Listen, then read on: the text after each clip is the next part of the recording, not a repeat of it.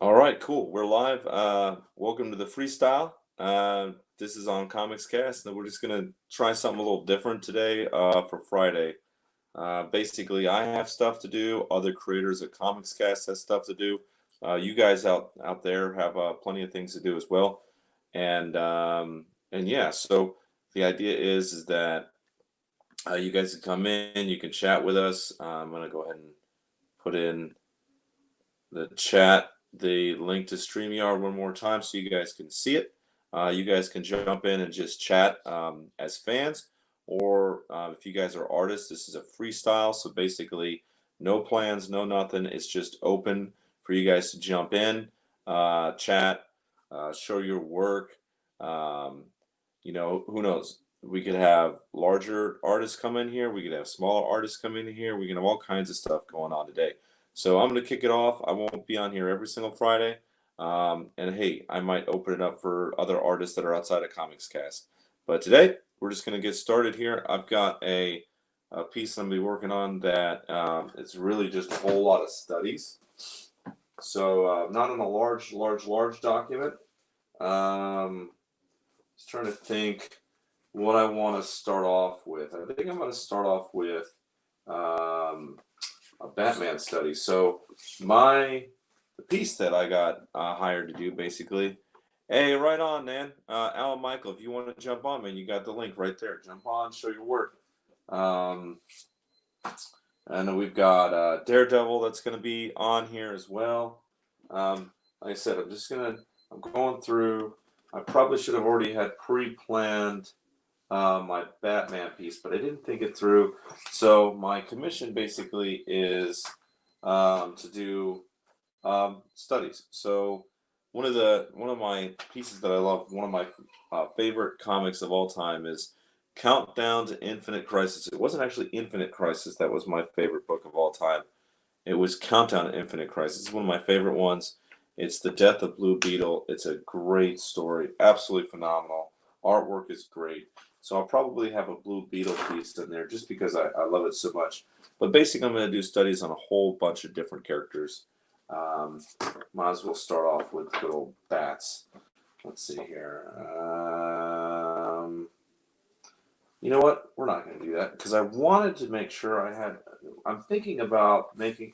One of the things I want to make sure is happening with this layout is that it's got a nice composition to it. Even though it's still a study, I want to make sure that we've got a really nice composition. So let's have some fun. Again, if you guys are artists, go ahead and follow that link. Jump right in. You guys we'll have some fun with it. But yeah, this is just a jam session. No, nothing crazy. I kind of like legit. This is a commission that is completely going to be just fun. Um, Working on studies. So it's all about just that first sort of what do I want to start off with. I really like. Um, let's see here. I'll probably start. Let's see. Hopefully you guys can see what I'm working with here. All right. Yeah, I think you guys can see it. All right, so I'm going to get going. I'm going to start drawing. If you guys comment, I'll make sure. Alan Michael said right on this. Again, you guys can use your phones, monitor screens, laptops, whatever you got. Just jump in at any point. If you guys are on YouTube, jump in. If you prefer to watch on YouTube, it is streaming on YouTube as well. All right, so let's get started. Like I said, let me know if you guys, if it's it's that first stroke that's bothering me. You know what I mean? It's just really, really, really bothering me, that first stroke. I want to make sure it's good, and I want to make sure you guys can see what I'm doing. It's also I kind of want to have.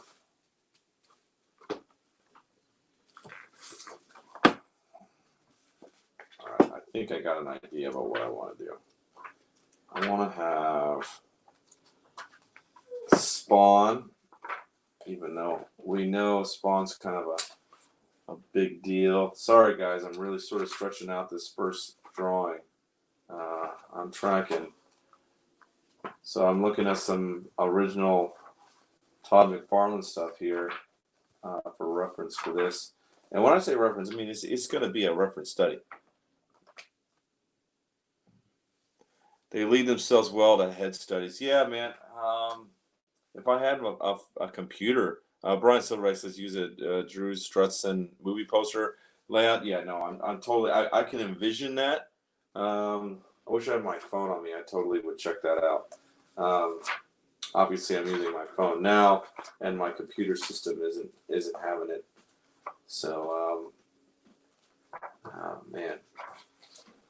Usually, yeah, I would usually do like a layout first, a rough pencil layout on, on something like this, and then I would go in. For some reason, today I was like, oh, I'll just jump in and we'll all just kind of shoot the shit together. So it really, like I said before, it's really up to you guys how much, kind of like what we're doing for this. So, all right. Come on. This is what we'll do. We'll do it like this.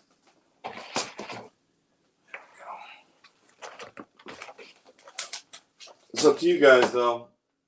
We'll see how well this goes. Man, look at this. I found this in my I found this in my studio. I was just kind of going around. I was like, oh, yeah, I remember that now. All right. So let's I don't like that. I keep seeing some. I'm like, where am I going to start? All right, guys. You guys have been patient enough. We'll go with a good solid gem.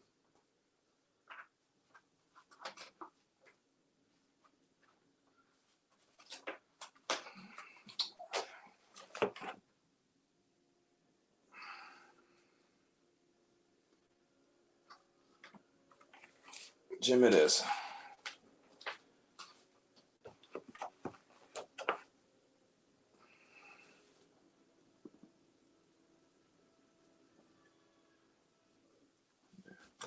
Hopefully my phone isn't. Oh, it's already burning up. My phone is a joke. It burns up like nobody's business. I was hoping I'd have somebody on by now. Because honestly, my phone is. All right. Let's see if you guys can see it. I don't know what I'm doing here.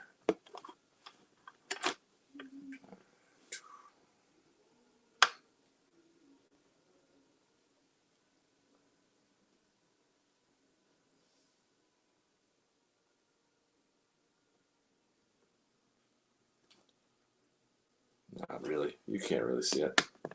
Maybe if I zoom out. All right. Finally. All right. Add somebody screen because my. Hey, what's up? What's up, Joe? Yeah, I need saving, man. My computer is all jacked up, so I'm trying to use my my phone, but my phone needs like new batteries or something. So it's pretty rough trying to use it because it's heating. I've got like 4 screens open. I'm listening to a couple of different things and talking to you. Right. You're listening to Yeah, the idea is hey, what's up? I want to create.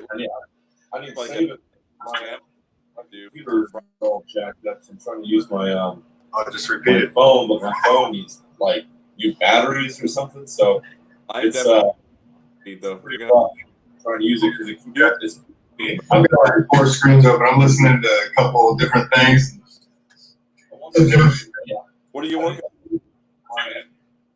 Computer all jacked up. So I'm trying to use my I'll just repeat it. phone, but my phone needs like new batteries or something. So still repeating it's I don't know what's going on. Don't I've got like 4 screens open. I'm listening to a couple of different things. Oh my gosh. What are you working on? Okay. I'll just repeat it. It's working. Batteries or something. So still repeating I don't know what's going on. Oh my God. Well, something's going on your end, brother. There we go. I think you got it. I hope. All right, so I am doing dark side here. Starting him up.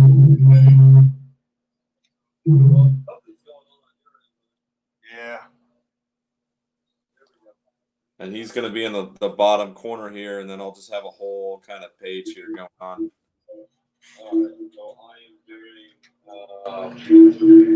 doing dark side here.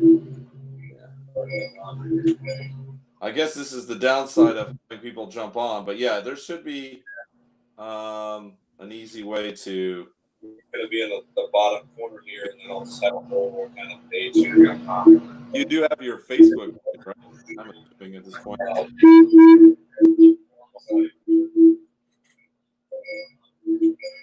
I guess this is the downside of having people jump on, but yeah, there should be an easy way to.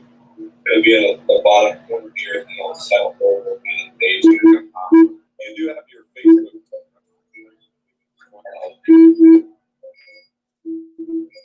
I guess this is the downside of people come on, but yeah, there should be an easy way to maybe at the bottom corner here, and I'll set up a page.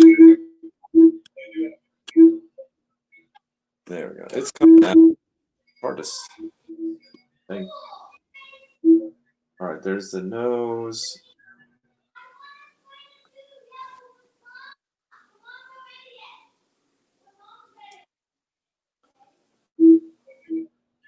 Audio is real bad. I don't know what's going on with the audio.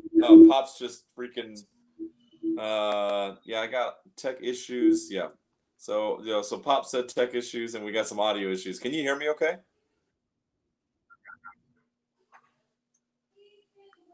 Oh, I'm responding. Freaking over. Pop's over here. It's most likely on my side. Yeah, I can hear you okay now. I don't know. It looks something's going on your side. I don't know what it is, but yeah, I don't think it would be coming from over here. It sounds like an audio leak. It's like a repeat of some kind. I've got headphones into my phone, so it's not doing anything weird there.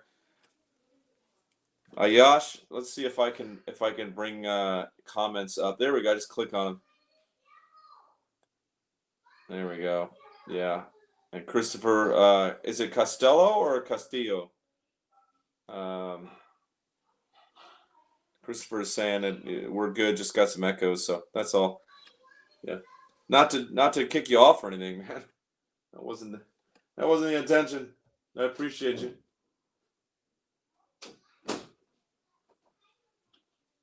All right, so I love this. So like I said, I'm working on hopefully you guys can see it well enough. Working on a study for Darkseid's face. Castillo. Okay. Got it.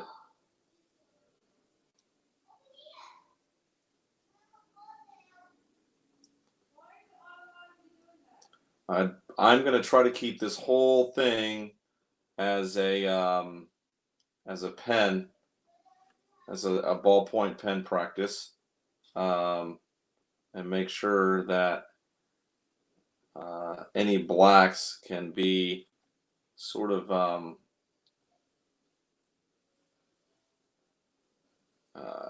cross-hatched in, and nothing that's too heavy. So I'm going to try to make sure that's the plan with this. And from your guys' view, I'm kind of trying to look at what you guys can see. All right, guys, just a reminder: this is open mic night for all artists. This is not just watch Joe draw. This is Comics Cast, so this is for everybody. This is for all artists all over the world. Jump on. We'll hopefully not continue to have audio issues. But yeah, it's for everybody. So you guys can jump on and do your thing. Highlight what you're working on. I am working on a commission, so to speak, for a and it's a study commission, so it's really just me having fun with it. So nothing too crazy. studying some phenomenal artists. And right now I'm doing one.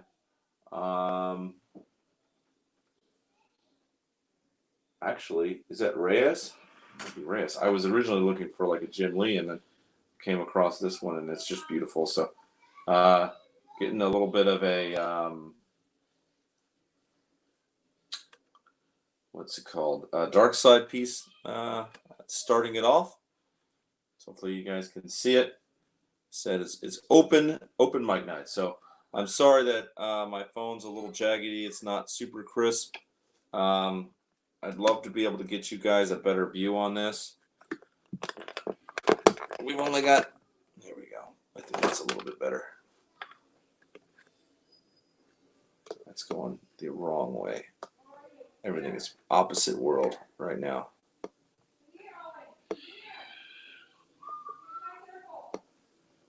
Why aren't you working? All right. So, it's, it's just weird that it's not darker, but that's okay. Again, I'm going nice and slow, enjoying the process.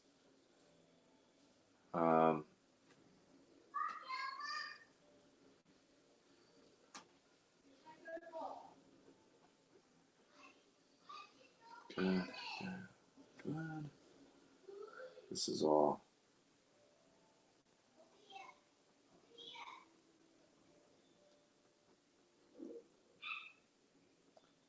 It's mostly all in black.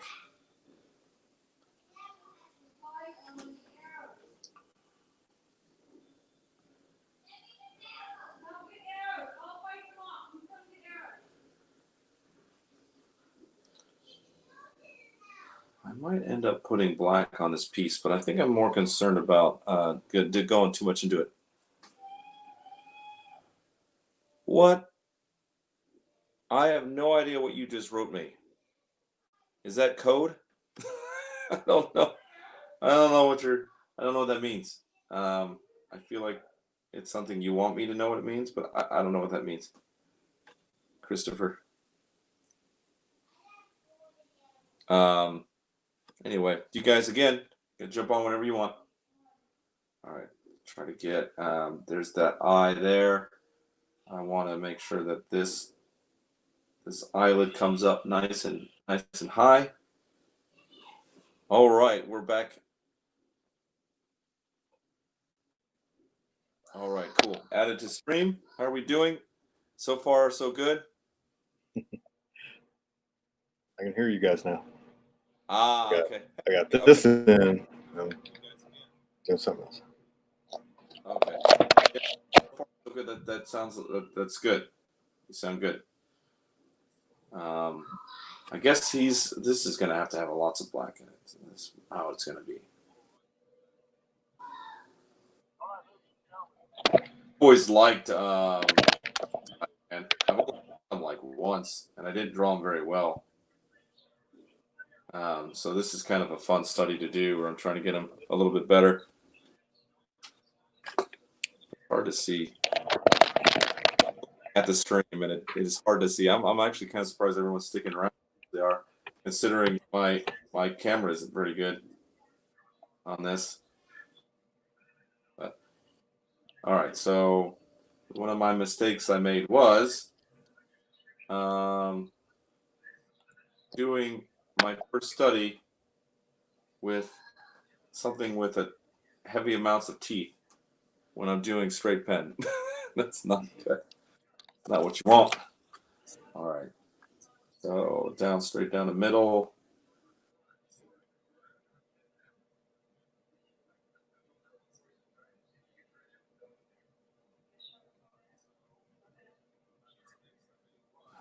Good. Middle.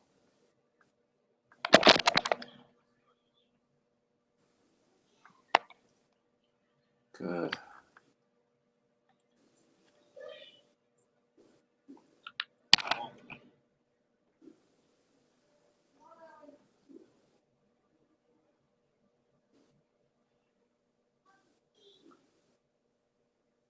I totally dig straight pen, by the way. You know, and I don't normally do it. I just did it the other day, and I got like 100 views, and I never, and it's crazy.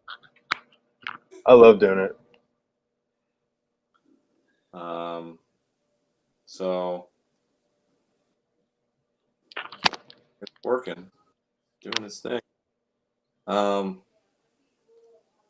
then for the other, like, I've got a lot of cards to do, and at this point, I know I'm not supposed to be talking about it, but I don't care.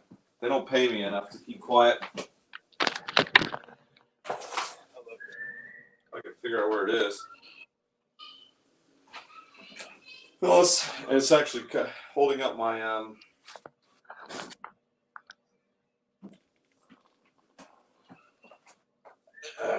the other one. So I got the annual cards, but these are my anime upper deck cards that I've got.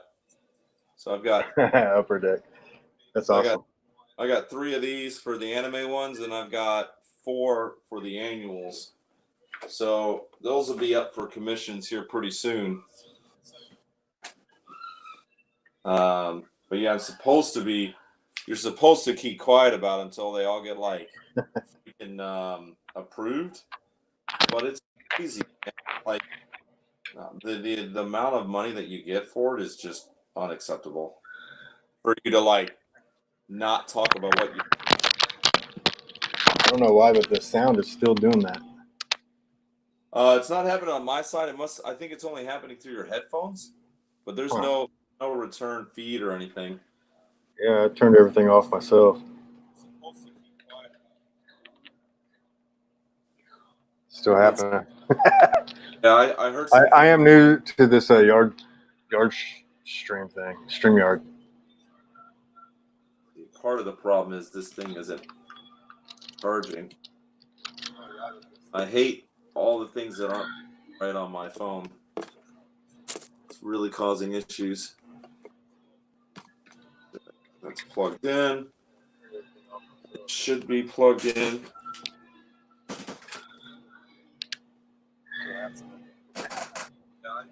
I am new to this yard.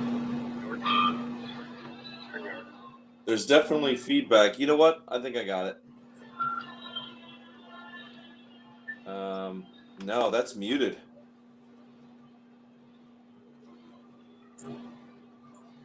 All right. So muted. So it's not my phone. That's something. And my phone is at least charging again. It's almost die in the middle of the feed. But it's upside down. I never understand. I don't get it. Freaking opposite day here. Wall.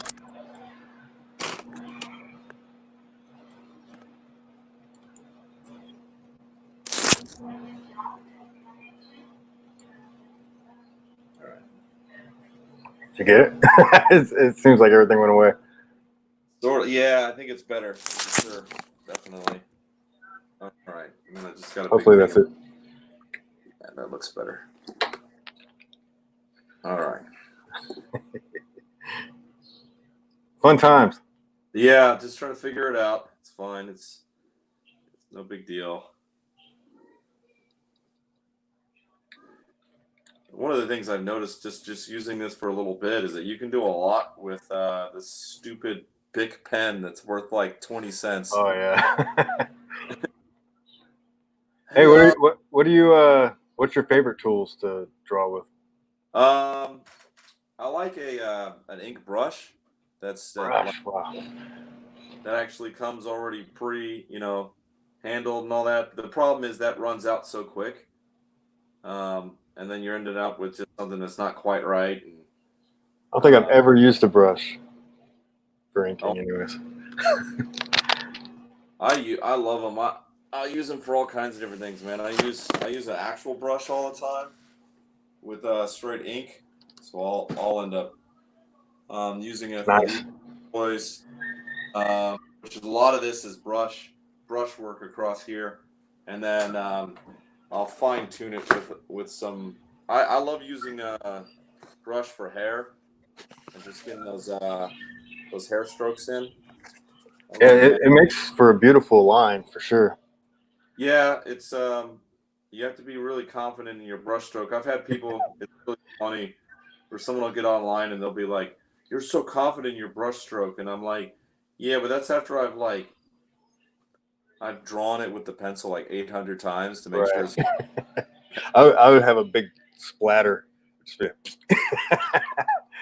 so many times like I've splattered something on accident, and I'm like, well, that's part of the painting or part of the artwork now. Yeah. Ship it. Be in there. Yeah, with this one, there's splatter right here. Actually, this piece right. It's just an ink drop. It just dropped off the brush, and I was like, oh crap. So gives a character. oh yeah. All right, guys, I'm gonna drop the link in one more time, kind of randomly as we go through, so you guys can put it in and jump in on YouTube wherever you're at. This is for everybody. All right, so my only concern about what I'm doing right now is sometimes when you're working on different surfaces in different areas, some things don't like balance together, and you're like, why is his head is lopsided? You're like, whoops. That's why I always do like a pre-sketch, and then I just trace over and do a final. Yep, that's what I normally fine tune it all. This is gonna be balls to the wall. Just going for it. Worst case scenario, I do it Looks all over good. again. That's a good start. It's gonna be across the whole entire page, so this is just the bottom right. So I mean, even with like the bottom right, I'm still like breaking all the rules because I'm inking. So now I'm going from bottom right to top left. Like that doesn't make any sense. Oh yeah, I just spin the paper. I don't even pay attention to those rules. So props. Hey, I just wanted to come out real quick, say hi to Shiloh, say hi to Joe. You know. There you go. Hi. Uh-oh. Now we got more problems. Wow. You got a problem? All right. Now it's a party. We got ourselves plenty of people. What's up, Gerald? Howdy. Hey, what's everybody doing? So Gerald and I chilling. To just be like, yeah, why don't we do a show on Friday and not plan anything and just we always got work. All right, well, you guys are up against like 5 different shows right now. Everybody's Neil Adams, Sean Forney, everybody's out right now doing a live stream. So everybody seems to do it at like 7:30, the same time period. No one goes out on Friday anymore. So I just want to say you guys need to comment. You need to check the comments and interact with your fans. You got people talking to you, and you're just like talking to each other. Blah, blah, blah, blah. You got to interact with your people, bro. yeah, Pops was giving me a lesson in terms of how to manage the YouTube chat as well as the Facebook chat, because we see, because when we're in StreamYard, we only see the Facebook, and so you can see YouTube chats on StreamYard, but for some reason I'm not seeing any on here. Oh, really? Typically, both of them. That's awesome. If we're getting chats, are we getting chats on YouTube? That's great. Well, Pops saw him. He was telling us like, come on. Yeah. So I need to get back on YouTube. Yeah, we'll have to apologize to any viewers that we. Yeah. What you see is what you get. You got right here. This is an iPad, and this over here is my phone and my computer.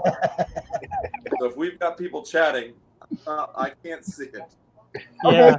So that's what I'm saying. You need to make sure you got Jarrell out there doing your co-hosting and watching your comments, so that you're interacting with your fans, so that everybody knows you're paying attention to them too. You know what I mean?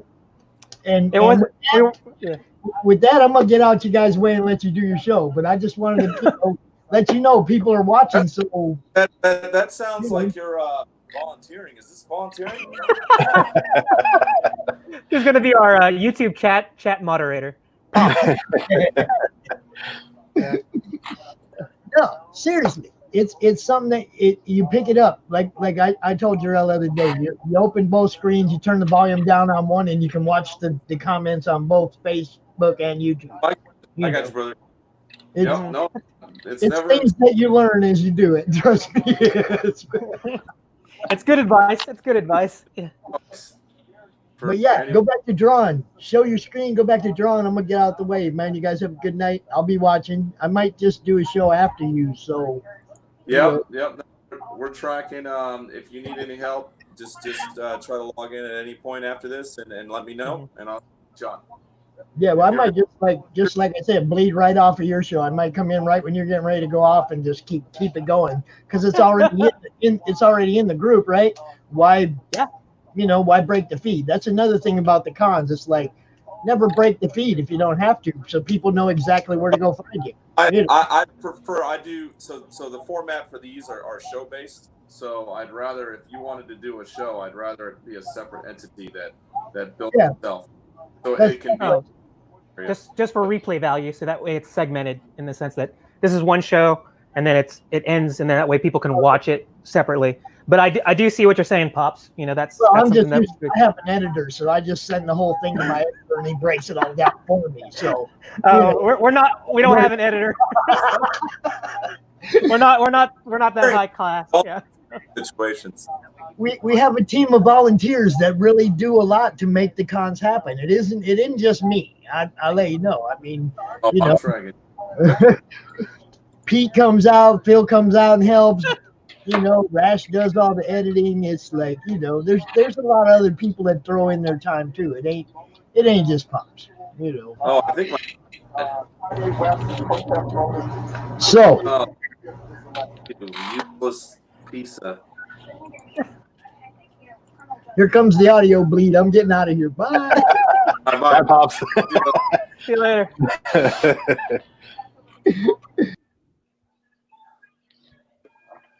Oh my gosh. So did I miss anything? Was there anything exciting in the first hour of Friday Freestyle? Has it been an hour already? It's just me struggling with my system. Did you go live at 8 or it's like 9 o'clock right now? Live at 30 minutes after. Okay, I see. All right. Yeah, let's yeah, so I've got the whole thing happening here. What do you got going for tonight there, Gerald?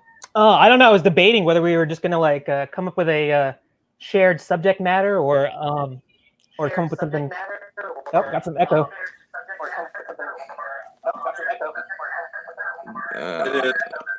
It is. That's my fault. It's constant.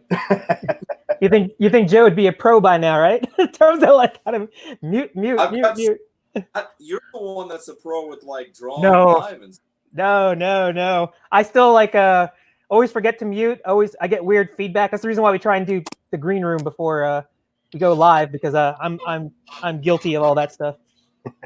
Oh yeah. I'm still learning, so. Yeah. I was just surprised that everybody's streaming on a Friday night. Does no one go out anymore? I mean, I don't.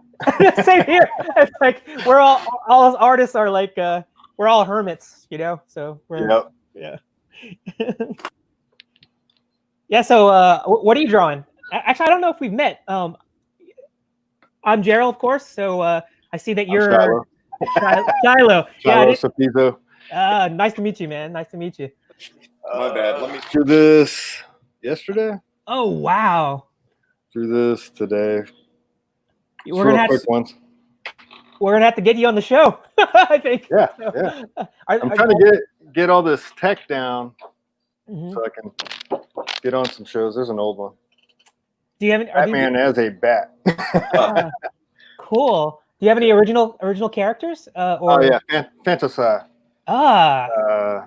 All right, we can get you on ART or LIO for some stuff. Anytime. I mean, schedule it and we'll figure it out. Hey, so you schedule that shit. Well, I'm about to start a new day job and stuff next week, so there's no telling how my schedule is going to go. But I'll wait until then before I do anything. But I got a week, so I mean. Oh my gosh. I hate this thing. I hate this. All right, I think I got it. Yeah, I can see it. Looks good. All right. Yeah. Oh my gosh. All right. Cool. Cool. Yeah, I was gonna try because right now you have 2 cams. I was gonna try and seeing about the thing about doing digital is that you can't do 2 cams. It's like I just have to share my screen. So I was gonna like see what I could show, but I haven't done anything new aside from the top secret thing that I showed you this morning. I have So no, I got you. I mean, this is brand new. This is a brand new assignment that I've got. So no, but you got a top secret project too? No, this is it. Oh well, I mean, I've got my. You know what? It should be, but it's not top secret. It's what's just, that? I just don't care. I got the annuals for upper.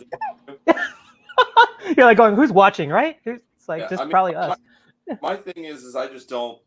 They don't pay enough for me not to be able to market that I'm doing it. You know what I mean? Like the worst case. Oh, hello, Kat. The worst thing that could happen is they're like, "Oh, we're not going to pay you." And I'm like, what's more important to me, that I did 40 annual Upper Deck cards, or that they paid me $3 a card for those Upper Deck cards? It's not really. I've heard of that with Upper Deck.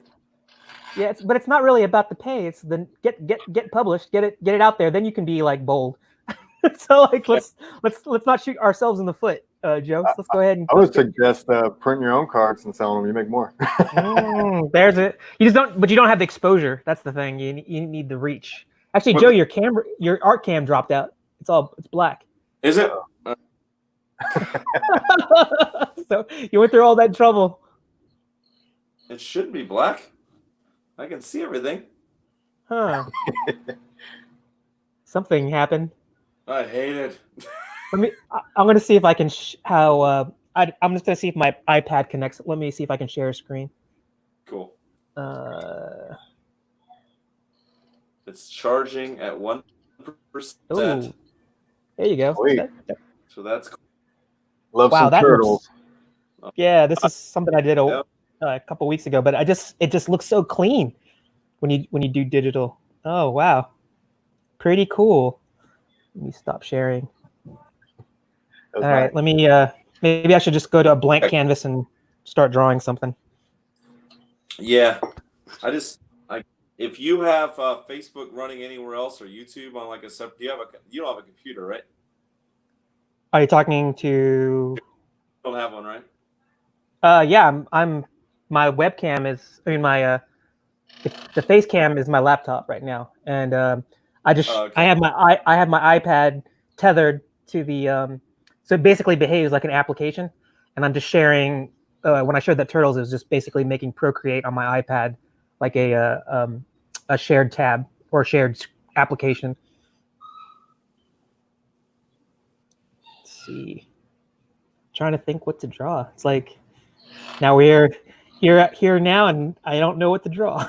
Let's think of something. Yeah.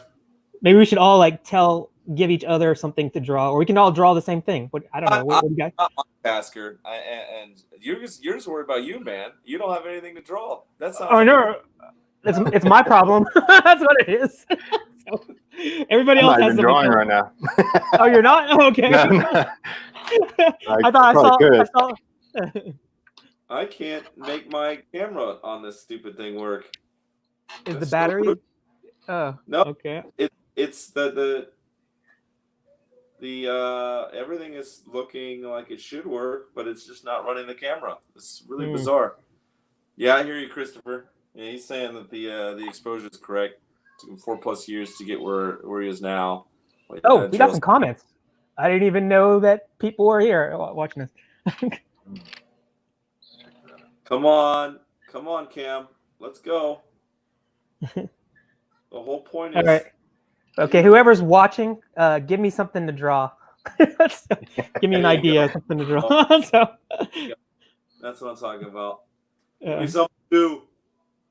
Yeah, it's always that way. When you have like you could totally do whatever you want to do, it's like I almost have to be told what I should be drawing because I don't know. Sometimes when you're left to your own devices, you just spend like half an hour trying to figure out what to draw. And then when you start drawing it, it morphs into something else. it doesn't look anything like what you thought. I got a question for you guys. Sure. Do you prefer digital or do you like paper more? And also, either way, do you draw the same on both things, paper and digital? Do you draw the same style? Ooh. Well, digital for me is still like super new, and I can't get. Oh, there you go. Who did that? Who did that? Now the audio.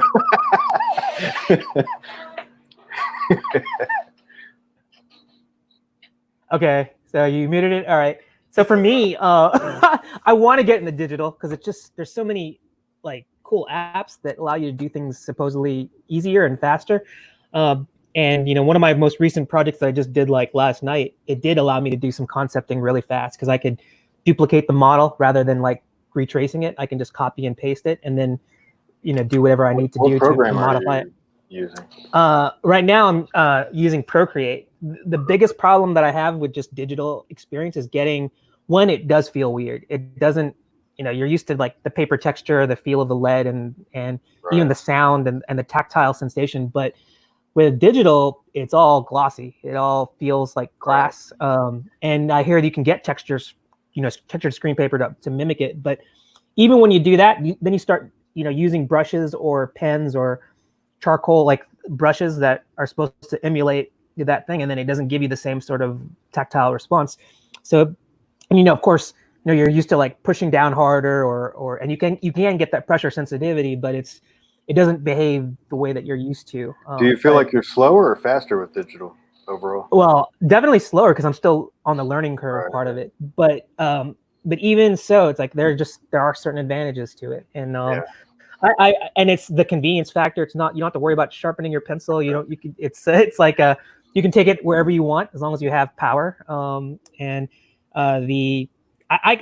definitely see the benefit of it. And it's like, there's so many professionals that have gone all digital now with stuff, and it's whether it's pencilers or inkers or colorists, and they've like, they don't have to rely on a lot of the, they've come up with good workflows, and they're not really tethered to, a laptop or a desktop machine anymore.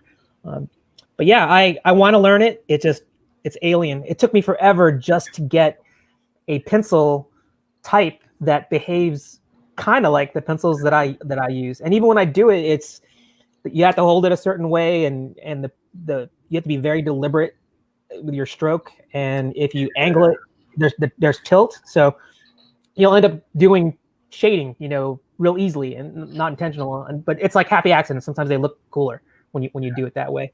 But yeah, it's learning. I'm learning how to deal with it. Anyway, so have you jumped into the digital world? Are you all traditional? Me? Yes. Yeah, I have a tablet. I mean, it's a big one. It's not a Cintiq, but it's a Yenova or Yenova. Yeah. Whatever it is. Yeah. But I only use it for certain things. I do a totally different style on it than I do on paper. So yeah, paper for me is, do 2 or 3 different styles, and then on that I might pretty much do 2 styles, but they're all different. Right. I choose the tools that I like on digital that work the best for me. So. Yeah, I guess that's the way you got to look at it. Is it's not necessarily a replacement. It's just more about learning how to use it in your workflow. And like you said, you have a style that's digital style, I guess. So yeah. It's great for color for sure. Like I'll always color with digital, but I won't always draw with it. Mm-hmm. Good point. Well, good point. I'm still a messy sketcher, so I haven't even gotten to the inking and penciling part yet. So it never changes. Yeah. Yeah, so I mean, the only thing I really focus on when I'm doing digital is that I chose a while ago to switch over to colors, digital. That's my main focus with digital. So I guess my thing decided to stop working again. So yeah, I love it's digital going to be color. So instead of a Freestyle Friday, it's going to be like Fix It Friday with Joe. So what I can do is stop trying to show it with my phone and just sort of draw for a while. I prefer to be able to let people see what we're doing. You know what I mean? Mm-hmm. Right. But well, it's just we're just testing. This is a work in progress. We're just messing around with stuff. So. Yeah, all right, I'm just so gonna new to this. I literally got on this StreamYard thing like 10 minutes before I jumped onto Joe's thing. oh well, Joe is the catalyst for a lot of things. It's like I hated like taking pictures of myself, much less video, much less talking and broadcasting or drawing live. Joe pushed me to do all that stuff. So thank you, Joe, for making me do things I don't want to do. So, always good. But it's been a good experience. I think that's you know, I look at these last few months, you know, since March, and it really is kind of like you got to find what is it, the lemonade among the lemons. You got to find the blessings and, you know, the bad situations, and I through Comics Cast and Joe and these shows, I met a lot of people. Heck, I just met you tonight. Talented guy. It's like where are you based out of? Is it I'm in Shiloh? Texas. You're in Texas. Shiloh. Yeah, Shiloh. Yeah, it's like you know, obviously no one's traveling traveling that much, but what are the chances of me meeting other artists? You know, like Indie's blowing up right now, live and stuff. I'm loving it. Yeah, and you get to see and talk to people, and it's not quite the same as like meeting people face to face, but I mean, what are the chances of me meeting you in Texas and talking art and stuff like that? So, and you know, we've had guests on the shows we had one in the Philippines this weekend. We have somebody that's in the UK, and one of my co-hosts, he's out in the Denmark. So like, you know, we're everywhere. The world's big, but it's suddenly not so big at the same time, and and I guess it's been a good experience. So wondering what's going to be like when COVID goes away. It's like, is everybody going to like not stream as much and not draw online and watch shows? So hopefully they'll keep doing it. Yeah, well, I think it's just it's sort of like office work. You know, it's like I think now employers are realizing, you know, maybe we don't need to have an office space. You know, people it's forced people to work remotely, and we can still get it done. You know, things can still you get your job done. Everyone's going to go independent. Yeah, that means we're going to have plenty of guests, a lot of independent creators on Comics Cast. You know, hopefully they'll be into. Oh yeah, there you go. So you're just going to abandon that cam? Totally abandoning it so I can focus. Okay. Yeah, it's crazy. But yeah, so it's just I think it's been a good ride. I think the biggest thing is for Comics Cast, it's about remembering that if it's not fun, then we need to stop doing it. You know what I mean? Well, I think that's true just of a lot of things. I think you know, I guess not everybody can say make their job, you know, fun so that it's not really working, you know. but yeah, especially because this is not a job, you know, we got to make sure that we're having fun doing it, because we could be doing something else with our free time, right? So I mean, and then remembering why we're doing it, you know what I mean? Like making it because it's for a good reason and we're actually making a difference. So like it's not just to get views or whatever, you know. So getting a guest on and really helping people make their goals, it's all there. It's all part of it, which is pretty cool. I mean, when you think about it that way, it's a good time for sure. Yeah, the indie community's always been good versus, you know, some of the pro stuff you never get a chance to do certain things, but in indie, it's always been good. Well, I'm still learning it, you know what I mean? Like, so I just recently decided to really sort of attack this thing as an indie creator. I was doing some projects here and there, but you know, it was in I was like, oh yeah, I'll get a job here, I'll get a job there, and then I eventually was like, oh wait, I'm not anywhere near where I need to be.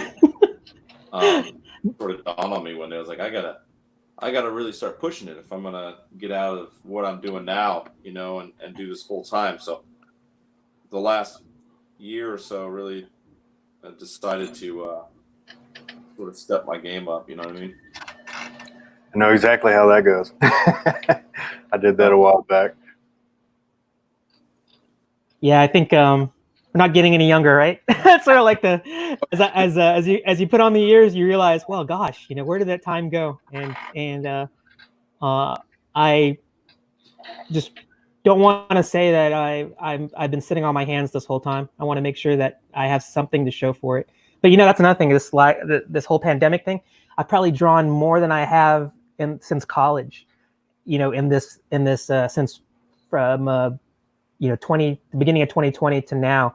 And it's so weird now that it's like I have actually a sketchbook that's filled with things that are that I can show people. they're not quite almost, they're mostly finished, but it's definitely more than what I've done in terms of like little doodles on the side of production notes when you're in your production meetings and stuff like that. So yeah, the resolution looks good on your drawing. Is that dark side? Yeah, this is dark side. Yeah, that looks great. Yeah. Who else are you going to put in there, Joe? It's just going to be a sort of a just a jam session. So we'll have anybody. Yeah. My youngest son said he wanted the Flash. There you go. I'll have the Flash in there. I think I'm going to throw a Power Ranger in here as well. Just Mod Podge, you know what I mean? It's got some Spawn. So. That being said, I'm just gonna start drawing. I don't care. I'm just gonna come with you already got multiple man. You had multiple. Oh, somebody said. Oh, yeah, Christopher Wolf. Okay, all right. Multiple man. Gee, Jamie Madrox. I forgot what he looks like. I'm gonna have to look. I'm gonna cheat. I'm gonna look up what multiple man, like his costume. I know he just has like a kind of like a headgear, and he wears like a trench coat, and he has like circles, like and it's not a very complex costume, but let me look that up real quick. Multiple man. All right, there you go. All right, so I am going over to our YouTube page to see if there's any comments. Amazing comments that we missed. This is a good problem to have. To say we're missing comments on YouTube. Let's see here. Because we still only have 31 followers on YouTube. So if you're not following, we need them. We need them. All right, here we go. All right, going over here. He's crazy. So all the comments are from me.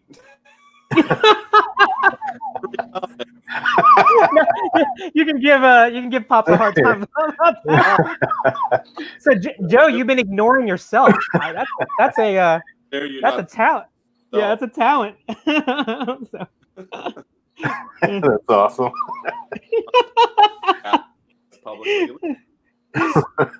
Maybe he was referring. Was he referring maybe to like another show, or was he referring to the one that was on Wednesday? I don't know. Pops. Let's see. Good stuff. And let's see if I miss anybody. Yes, me. I'll hop in a bit. Super cool. Hey, Ayush. Thank you for saying it's super cool. He said it was super cool. And then the comments were on echoing. But other than that, it's the only comment I missed. All right, good. Okay. Hey, all right, you don't feel so bad. Like, man, am I just ignoring all kinds of people? Like, what's up?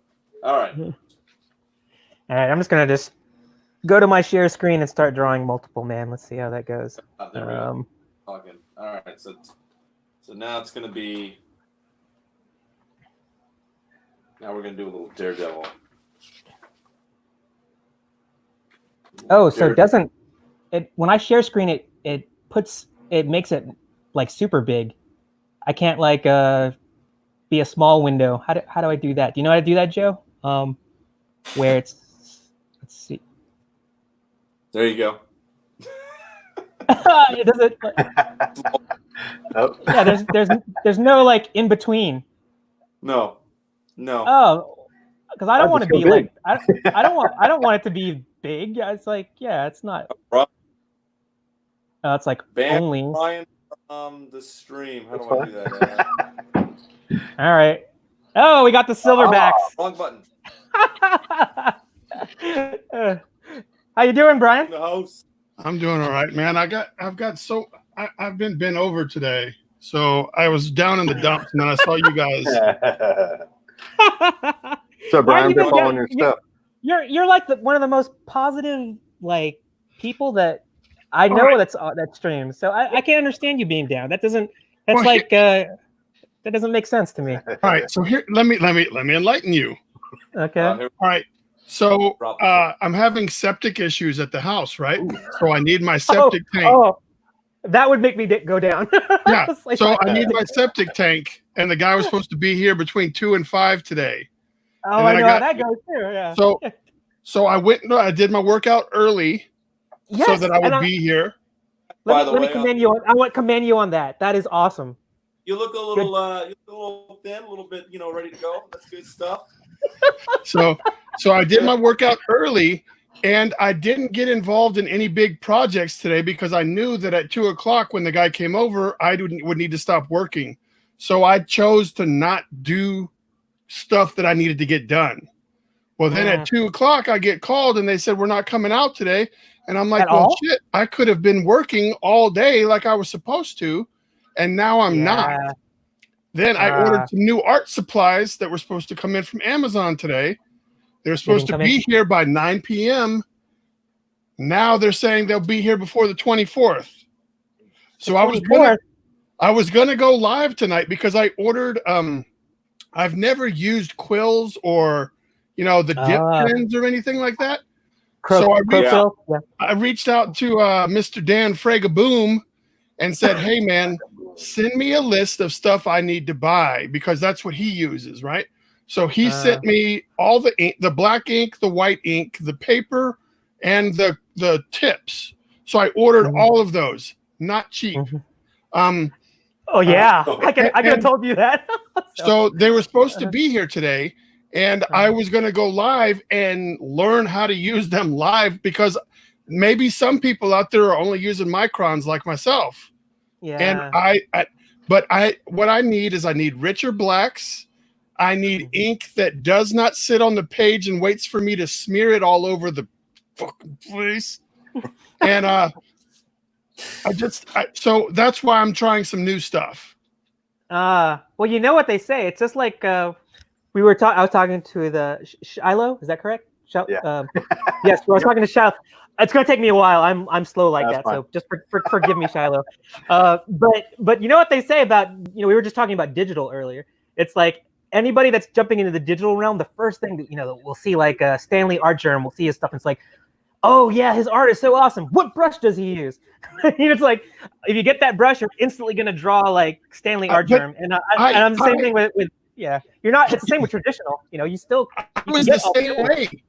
I thought. Like in 2013, I was like, as soon as I get a Wacom tablet, I'm going to be the man. And I got one, and I wasn't the man. As soon as I get Photoshop, I'm going to be the man. I wasn't the man. Like I always, and this is just me and a lot of human beings. We make excuses because we're not wanting to put in the work. Yeah. I used to tell myself when I was in the Army, I said, I'm going to get buff as soon as I can afford to get a Walkman to go to the gym, right? Because I was like, the music doesn't get me motivated. I'm not going to get all big and strong. But then I got a Walkman and I still didn't go to the gym. So it's in our nature to provide our own excuses as to why we're not developing and getting better at things that we're almost good at. And what I'm going to add on top of that, you're right. I agree with that. But just like weightlifting, because I could never get into it because I didn't have a weightlifting buddy that kind of motivated me. And I think and actually it's not like the Walkman analogy that you're talking about. Having a buddy, a drawing show, like when Brian was my first guest, seeing what he had done with Loggerhead, like he said it in his mind, I'm going to do a comic and I'm going to promote the hell out of it. I'm going to get good at doing both traditional art and then using digital as a way to accent my traditional. Because you were telling me about your process. The hybrid. Yes, and because you developed a system that worked for you. And I remember one of my I've seen you draw before, but I think one of the most memorable ones was when you did the Stitch, the Venom Stitch. Oh yeah. When I saw Venom Stitch, and you were showing how you were using all these effects and how you were layering things, and it was great because then you saw the process. And I think that's when you see the creation process and you see, you didn't have to go through all the tools, you didn't have to show all the brushes, you just saw like your train of thought, and you were showing, well, maybe I'll use this brush to do splatter effects, and because I want to like do this random spittle. Anybody that uses digital to enhance their artwork, you need to go to Flyland and get those blood brushes. If nothing else, those blood brushes are the jam. There's a ton of other cool brushes. He's got a lot of texture brushes. He's got a lot of just stuff, because what happens is when people take digital art, it all looks very crisp and clean.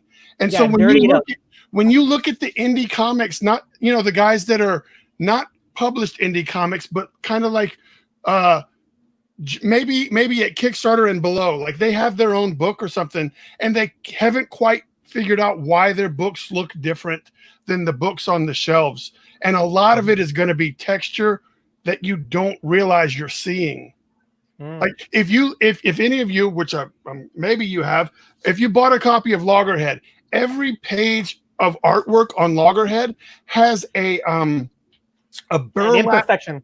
No, well, it has a burlap texture that's turned only to like 4% opacity, so that it just breaks up. So there's no the eye when it looks at those solid colors and I hate to use this word because it doesn't mean much to me, but amateurs or the guys that haven't studied the color, like they're just putting in the color and making these smooth blends and everything, and it almost looks too cartoony, no matter what the story is, because they're not putting the texture and stuff in there. And all that, these texture brushes from Flyland that you get like 150 brushes for $5. It's just crazy. Is it only Photoshop, or does it work in Clip Studio? No, this is Clip Studio. He has Clip Studio brushes and he has Photoshop brushes, and everything I do that's original from me is going to be Clip Studio. But if somebody sends me something, I have Photoshop and I can tool around in there. But my go-to for most work is going to be Clip Studio Paint. I just bought that, like, was it 3 weeks ago when they had that big sale? It was 50% off.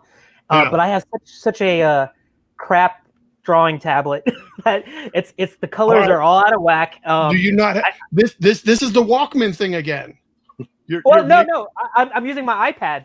I'm using that instead. The Amazon man is here. The Amazon man is at my door. All right, go run. No, I got my wife is here. Okay. But so I see the Amazon truck outside. But so it's like Christmas at the bride's quarterback house. Yeah. I don't want to hog this, but I want to do a screen share so I can show you what I did work on today. Go for it. Every time I screen share, it like occupies the whole screen. So I was hoping it would just be like a small screen, but yeah, go ahead and share it. Right. I think I did. I don't know. It says it's available, but I'm not in charge of making my. Oh, I'll get you in there. Let me check. There you go. All right. So go crazy. So a little backstory is it's official now, but unofficial. So don't go spreading the news. Oh, you're on the internet, man. It's everywhere. I know, but we'll see. But the Loggerhead team up is happening. Well, I thought that was a done thing. Yeah, like it wasn't. I got Loggerhead with the Teenage Mutant Ninja Turtles, because that would no, not that one. Okay, because that was like Loggerhead is teaming up with another Scout-produced comic book character. Oh yeah. Well, that was your intention. You always wanted. I'm already on page 10. Like I'm drawing the artwork already, but now it's like official. But so they asked me to do another cover, and today I worked on it. Ooh, here we go. Battle that has such a WrestleMania Oh, You know, it's supposed to look like the old VHS. Oh gosh. Oh yeah, I get it. I I totally get remember watching a video on your honeycomb stuff here. That was interesting. it. Honeycomb. The Honeycomb color. the artwork on that is temporary, like the two guys, because we're gonna have Star Bastard and he's gonna be doing like the Macho Man, and he's gonna have like a little shot of vodka or something, and then Loggerhead's gonna have like a yellow and gold headband on. So that artwork is just like placeholders because I did all the graphic design stuff this morning, waiting on Amazon tab. Oh, the Septic Man. Yes. Yes. You know, I don't know. totally... Are we still in the PG era, or yes. There's a line from Christmas Vacation. Yes, we are still in the the PG land. Yeah. Because there's a line from Christmas Vacation that is pretty appropriate. So here's the A cover. Okay. Nice. But I don't have any special techniques on this one to share. I don't know. Like, oh shit! Oh, look at that big old box. Thank you, babe. Okay. Well, I might. Let's see. Oh, you guys want to see a cool logo I did? Check this out.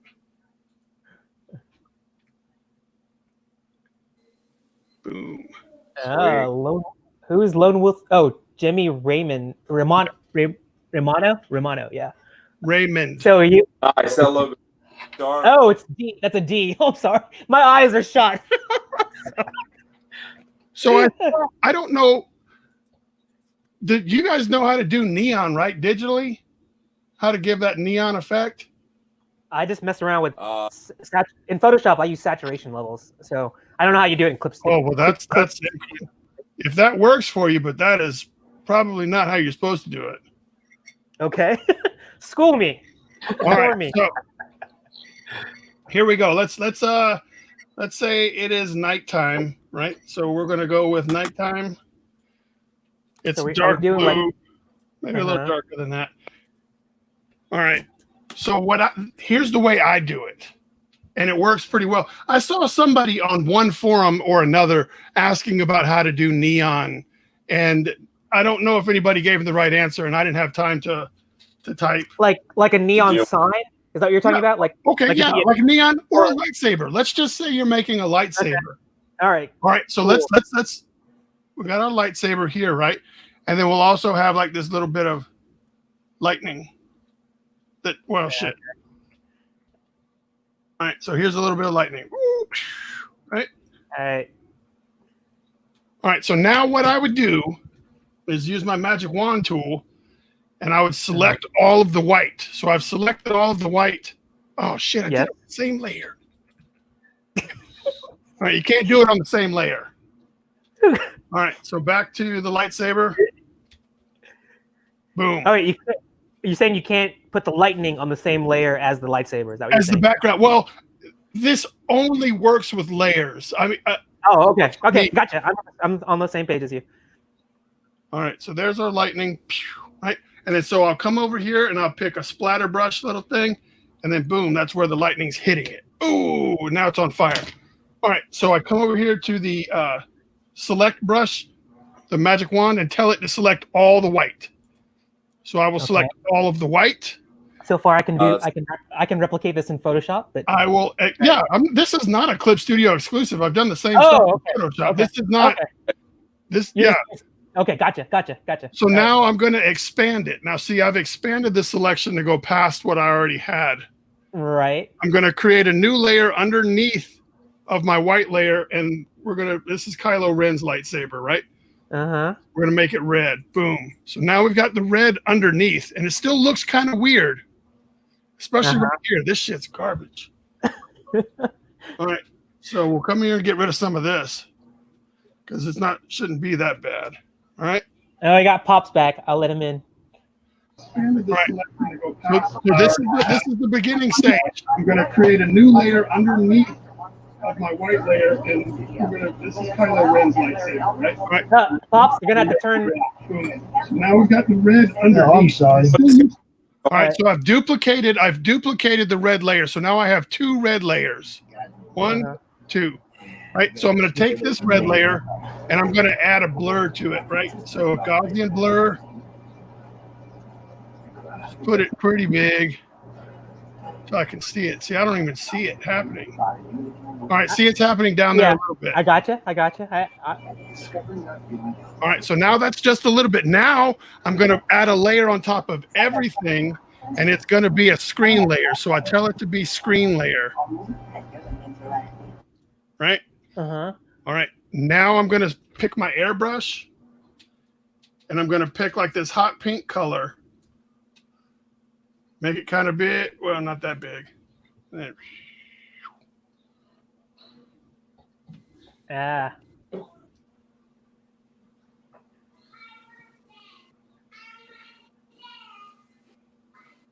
So you could do all kinds of cool stuff. But if I wanted to, I can make it red, right? Look at that. Yeah, lightsaber expert here. Gotcha. Well, it's just the neon effect. It could be the live nudes if you wanted it to be, But so like let's say that it's striking right here. So we've got a big intense light. So we'll make it real big, like lightning is just going crazy. And then we select the white, make our brush a little bit smaller, and come in and then just really.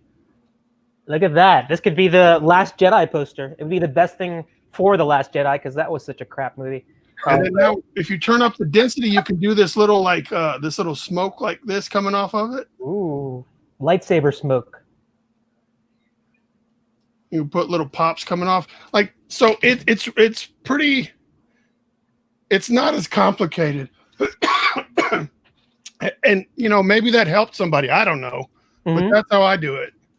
Yeah, I think that was a great tip. And I was trying to see how I would recreate that in Photoshop because I haven't really tooled around. Well, Photoshop has the same thing. You have to set the uppermost layer to screen mode. Yes. And you use light colors. And then you just what a lot of people get wrong is that if they want the lightsaber to be red, they will make it all the way red. Yeah. So it would be like that. And they're wondering why their stuff doesn't look right. They're like, oh, but I made a red lightsaber. Well, without the white, it doesn't have the glow. You know what I mean? Yeah. Well, that's what gives it. It sounds so funny. It's because, it's light. It's a lightsaber, but it gives it form. It gives it its density, and so when you dimension, it gives it a dimension, and it's weird because it's like solid light. But yeah, I know what you're talking about. It looks more visually interesting. What's going on? What are you doing? Pops? You work in the comments? Who's watching the comments? That's what I was doing. Yeah, Pops. You know what? Joe went back and looked at our YouTube comments, Pops. I think Joe had some. You got Facebook comments. You got YouTube comments. You got a lot of comments, and nobody's putting them up here. Comments. Yeah, because Joe said all the comments on YouTube were from himself. Well, that's because I came over here because nobody was responding over there. But nobody's responding to the Facebook ones either. That's what I'm saying. I'm looking at a lot of comments. You guys can pop them up at the bottom of the screen. I think the ability to do that. Yeah, we were waiting for Pops to come back, and yeah, because Pops is our. I don't have the capability to pop them up there, or I would. Your name is Pops. You can do it. I All right, it's a bad joke. Bad joke. That's all I wanted to share. You don't have to keep it up there so we can all have our faces big. Oh, okay. I have some work I'm going to get on. Yeah, why don't you break out those new to be doing. Y'all supposed to be drawing. Go ahead, leave that screen up. Get to it. Well, we didn't want to do like the super big screen. Hey, is everybody else? Is everybody else a clean feed right now? Is everyone hearing a clean feed? Yeah. Or is it just me that's funky? All right, I guess it's just me. Well, earlier your voice was dropping out. Let me run. Yeah, because that's what I hear from you guys. It's just me. All right, I'm gonna start drawing multiple man So out. here's all the comments. Oh yeah, there you go. I see one from Alan Michael Ward. I see one from Brian Silverback. Another one from Brian Silverback. One from me. One from me. One from Christopher Wolfie Castillo. One from Elise Doogie. One from Armando Ramirez. Christopher Wolfie Castillo. Sean Mendoza. Pedro Tolliver. Rick Boulot. The Drawn Talk guy said, just want to say hi. Michelle Velasco. All kinds of people watching, man. You know. We're talking to him. Yeah. Well, I'm just glad Pops is here. He's gonna make it work. So these are sculpting. Right. These are for sculpting tools. I'm going to sculpt a loggerhead. Oh wow, you're going like straight. You're doing more than just traditional illustration. You're going to go full on 3-dimensional like sculpting stuff too. Yeah. Not only am I going to sculpt it, but I'm going to cast and mold them so that other people can have a loggerhead posable doll figure thing. We're going to see. I may not be any good at it. I'll just come up with an excuse that I don't have the right tools. And that's why I'm not good at it. I've been watching Brian all year, and he's like jumps from one thing to another, just attacking new things. It's been an interesting year watching Brian, I'll tell you what. But so if anybody's interested in sculpting and casting and stuff, there's a YouTube guy called The Craftsman, and he is hilarious. And he will educate you in all things sculpting and crafting, and you never get to see him because he talks with a hand puppet. And how does he sculpt with his hands? No, but he'll just come on and narrate, and then it'll just be his gloved hands doing all the work in front of the camera. I got you. But it's like watching, if you took Bob Ross and mixed him with country Cajun guy that lives in the woods, like that's what he sounds like. He's real soft spoken, but he mispronounces a lot of words, and he knows exactly what he is doing, and he will educate you. All right, I'm gonna have to make note of that and check that out. So I got these. These are not the nibs that I was told to get, but I needed to get a holder. And I figured if I'm going to get a holder, I might as well get some throwaway nibs. So I did. But the nibs that Dan Fragaboom told me to get were $50. Whoa! Dan Fragaboom can buy those. Did he get a kickback for like recommending those? No, and you can't get them on Amazon, so I had to order them from eBay. Hey, I saw that video where Fragaboom's using a stick. You just need a stick, man. He's pulling one over on you. I haven't graduated to stick art. Actually, the secret to Dan's talent is got to wear the bunny outfit, the pink bunny outfit, with the ears, and then you will draw like him. All right, so we ready for this? Ready. I might be talking with Dan Fragaboom about doing a cover for a project that I'm working on. That'd be awesome. So here's the thing. So I told you guys last time, like I had the Year Zero Universe handbook that I showed you guys, right? It's kind of like the old Marvel Universe. Yeah. So I remember hearing that. I did that long before Loggerhead was a comic book. And I didn't know where I wasn't really focused in creating at the time. So I've now that I know that Loggerhead is at Scout and I've kind of developed the world more, I'm going to revise. What is that noise? I'm going to revise the entries in the handbook and add characters to the handbook, and then do a Kickstarter for the new handbook of people that live inside the Kara Prime universe along with Loggerhead.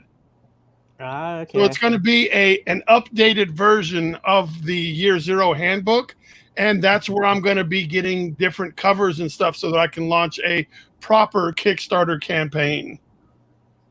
So Dan may be able to help me with a cover, and I may be trying to pull in some other people for some covers to be on this year's or this Kara Prime handbook. But that's one of the new things on my agenda. That's what I like about Brian. He has like one project after another project lined up. You want to see? Gonna tell another one. All right. So I told you guys that oh, hold on. Sweet. That looks like Magneto from X-Men #1. Yep, that's X-Men #1 exactly. All right. So I told you guys know that I was I'm working with a female artist to do Vegas storyline. Vegas storyline? Is that a character named Vegas? Vegas is a character that I'm doing, and it's a female character. And I needed a female artist, and I have a female artist that's good at drawing female stuff, which I am not. So she's going to be the artist on the book. Oh wow, who's that? Oh, who's sharing my screen? Did I share it? Some Pops is having fun here. Yeah. So this is her artwork. This is page 1 from the Vegas comic book. Nice. Oh yeah, that looks very clean. Yeah, she's all digital. She mainly does animation, but she's all digital when it comes to doing stuff like this. So there is no hybrid method. Yet, maybe she'll learn a hybrid method. She does sketch cards for Marvel and stuff too. Like she can draw traditionally. She just when it comes to doing her book work, it's all digital. Gotcha.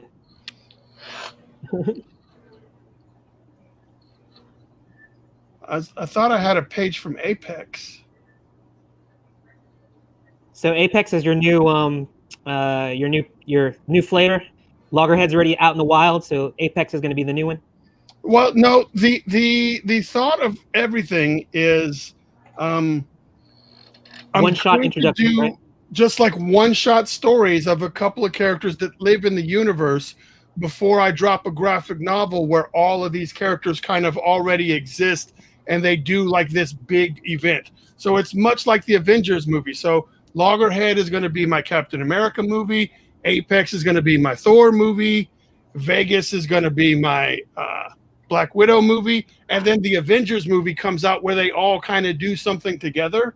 So I'm doing these little one-shot stories to accomplish getting my feet underneath me as far as a creator goes. Like I need to know how to write a story. I need to know how to promote and get my stuff out there. I need to know how to work with others, and I need to know how to world build. And I've done none of these things prior to Loggerhead, so I need the experience before I jump right into this graphic novel and invest all this time, money, and resources into the graphic novel.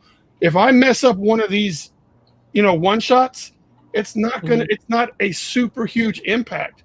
But if I totally squirt the bed on a graphic novel, then I've wasted a lot of time.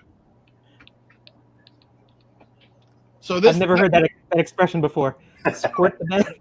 No, I'm trying to do the PG-13 or the PG thing. Brian's trying to be good. It's cool. Squirt the bed. I couldn't come up with another word. I thought that was something from Georgia that was like unique to Georgia. No. It's very much just the bed everywhere you go. I'd love to have you. I'm gonna add our invite here. Let's throw another one here to the bottom. You're always invited, brother. However you want to get on. Who are we talking about? Let me see if I can make this work. There we go. So slow. Chat. My internet's super slow right now, so that's what it is. All right. God, man, this is just garbage. My internet. Drop that. You guys just go ahead and jump on whenever you can. All right, hold on. I got this page from Apex. I got it. What are we at right now? No, you're good. Hey, you're good, man. We got plenty of pages. Whoever wants to jump on at any point can jump on. Just keep showing your work, man. That's why we're here, man. So this is the work of Brian Dawson. All right. was I gonna do? Brian. Oh wow, that's not the Apex that I remember seeing from your drawings that you'd posted. He's still That a looks really killer neat. whale. Look at that. He's a No, killer. no, I mean, I recognize him. It's just a different style from the way you drew Apex. I like it. Yeah. I like it. Yeah, but I mean, he has the ability to do this at a much faster rate and knock out the pages. I'm not a page guy. You know what I mean? Like if anything, through Loggerhead, you can see that I'm not a page guy. I may make one cool image looking guy, and so I can do the covers and stuff. So he also did the layouts for the Star Bastard team up that I was telling you guys about. So I will pull up one of those pages. Now I did see. So this is Brian's. This is his layout for one of the pages for the Star Bastard team up. So is this going to be a one-shot too, or is it going to be a mini series? Yeah, but now you ready for this? I'm gonna make this one quick. I can't leave this one on for very long because it's top secret information. Top secret. Oh, by the way, so I ordered that cloth banner. I don't know. One day there'll be conventions again, right? So I ordered. You guys saw my new Loggerhead retractable banner? I might have, but if you have it, well, they printed it on fabric instead of onto vinyl, which is really lightweight, and the edges of the banner don't curl in like when you have the normal banner. You're just saying, but no, I actually do banner ups for all my clients. So we're moving towards fabric because it actually lasts longer. It doesn't get creases because it is lighter, and you don't get the it's not as crisp in detail as vinyl, but it lasts longer, and it's like you said, it's lighter, so it's easy to transport. And you'll nice get. ink. Yep. Oh, would you say, Joe? No, I just said those are some nice inks. They pop in. Those are good. So that's that. So he did the roughs for me, and then I printed them out and inked them. So that's what. That's right. You're traditional ink. You like doing traditional. Yeah, but I hate that. I hated my paper. So hopefully, this paper right here that I just got, this Carson, what's it called? Canson Bristol Smooth. This is what Dan Boom told me to get. So I've used their products before, but I don't think I've used their 11x17 smooth Bristol. So we'll see. It looks great because there's not a lot of whatever paper I'm using, like even oily fingerprints stay on the paper. So when I'm inking over with the brush pen, I can see my fingerprint underneath the ink. And I'm like, what in the heck is going on? So hopefully this doesn't seem to have the same glossiness to it that the other paper does. So I'm looking forward to trying that out.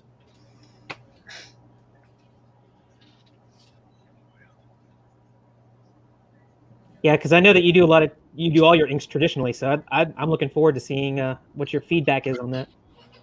Well, I also do like a hybrid thing.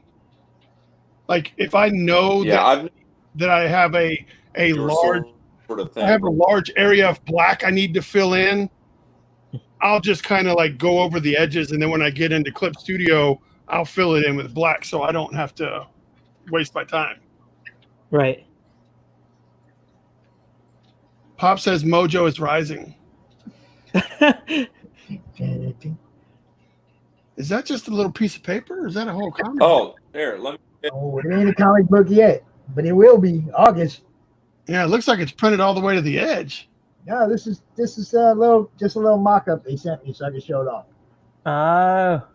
That's Greg Harm's cover, I think. Manny Soto cover. So when is Mojo supposed to debut? Is there a date now? August. Okay. Man, I'm not pressuring nobody. I'm just glad it's happening, and they just keep making it better. And then they have to readjust the Kickstarter page.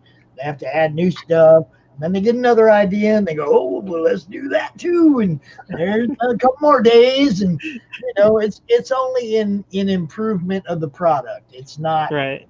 It's not from screwing off. It's from wanting it to be the best it can be. And yeah, I am definitely anxious for it because, I'm in it. So who's watching the comments? There ain't none. See, nobody ain't said nothing since he put that link up.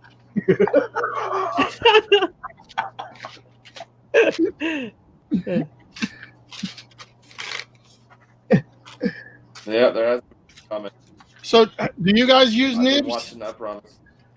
I used to use nibs.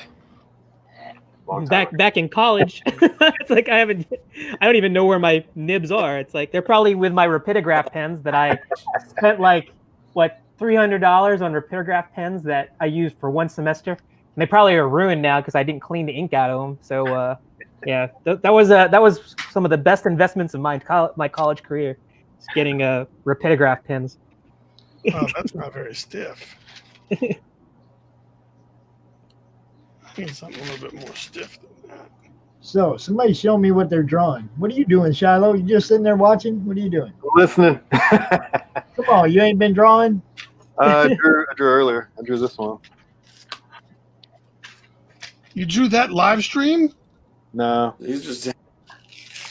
What is that? He's Is that a carnage? He's that. Wait. Oh, that's a butt. That's a girl's butt. Yeah. It's a booty. The girl's butt. Yeah, you missed it. He drew all that live. What? No, I didn't.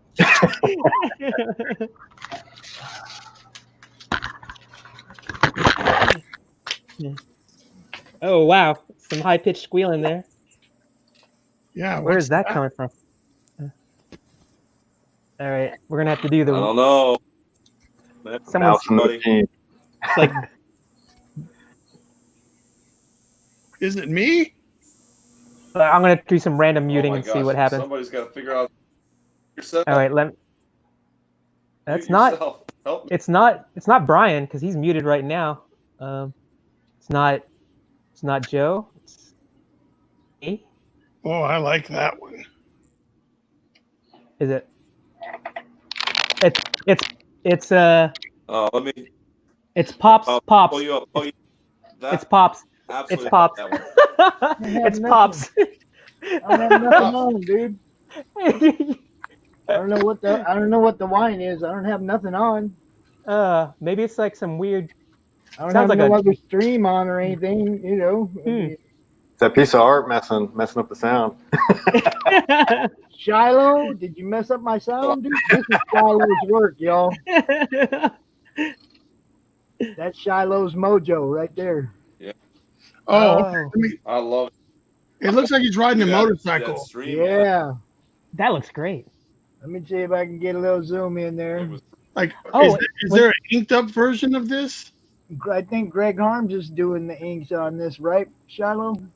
As far as I know, and I have a pencil one, not a blue one, on my feed in Facebook. And he can tell you what this other one is that he sent me. Oh, that's the beginning of Fantasy way back in the day. That was a test. So those are both on canvas. Yeah, this is the first art I ever Wow. had. That looks great. I wish I could see it clearer, but what I can make out, that's a lot of detail. Very nice. I don't Yeah, know. well, but I'm you're going trying to to give you. insane. I'm trying to give you a good look at the whole thing because it's all over the place. It's awesome.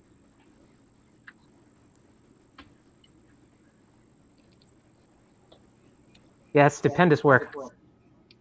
Appreciate it. You gotta mute that mic, Pops. Yeah. There you go. See, the humming went away. Oh, he muted his whole self. You don't need to mute. You just need to mute your camera, not your whole. Oh. Okay. There's only one mic here, Oh, man. oh, It's there on is. my camera. Oh, There's only one mic. That's so weird. I don't have 3 mics or 2, a phone on the side, or I got one setup. One mic, one camera right here. Can't see it. One mic, one camera. Is it still doing it? Because I don't know what to tell you. we can still hear it. I mean, I don't know if it's my little.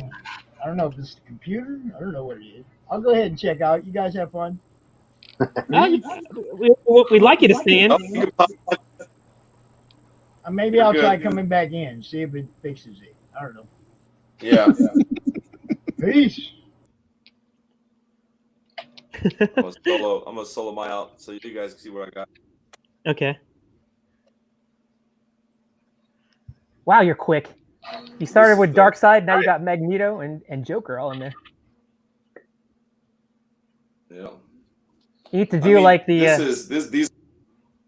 These are just studies, but you want to talk about high speed equipment? This is what all great art. Right? Oh, this is all in pen. It's in pen. You're drawing in pen. It's all pen. Yeah. Yeah. Look at that. It's all you need. All you need, buddy.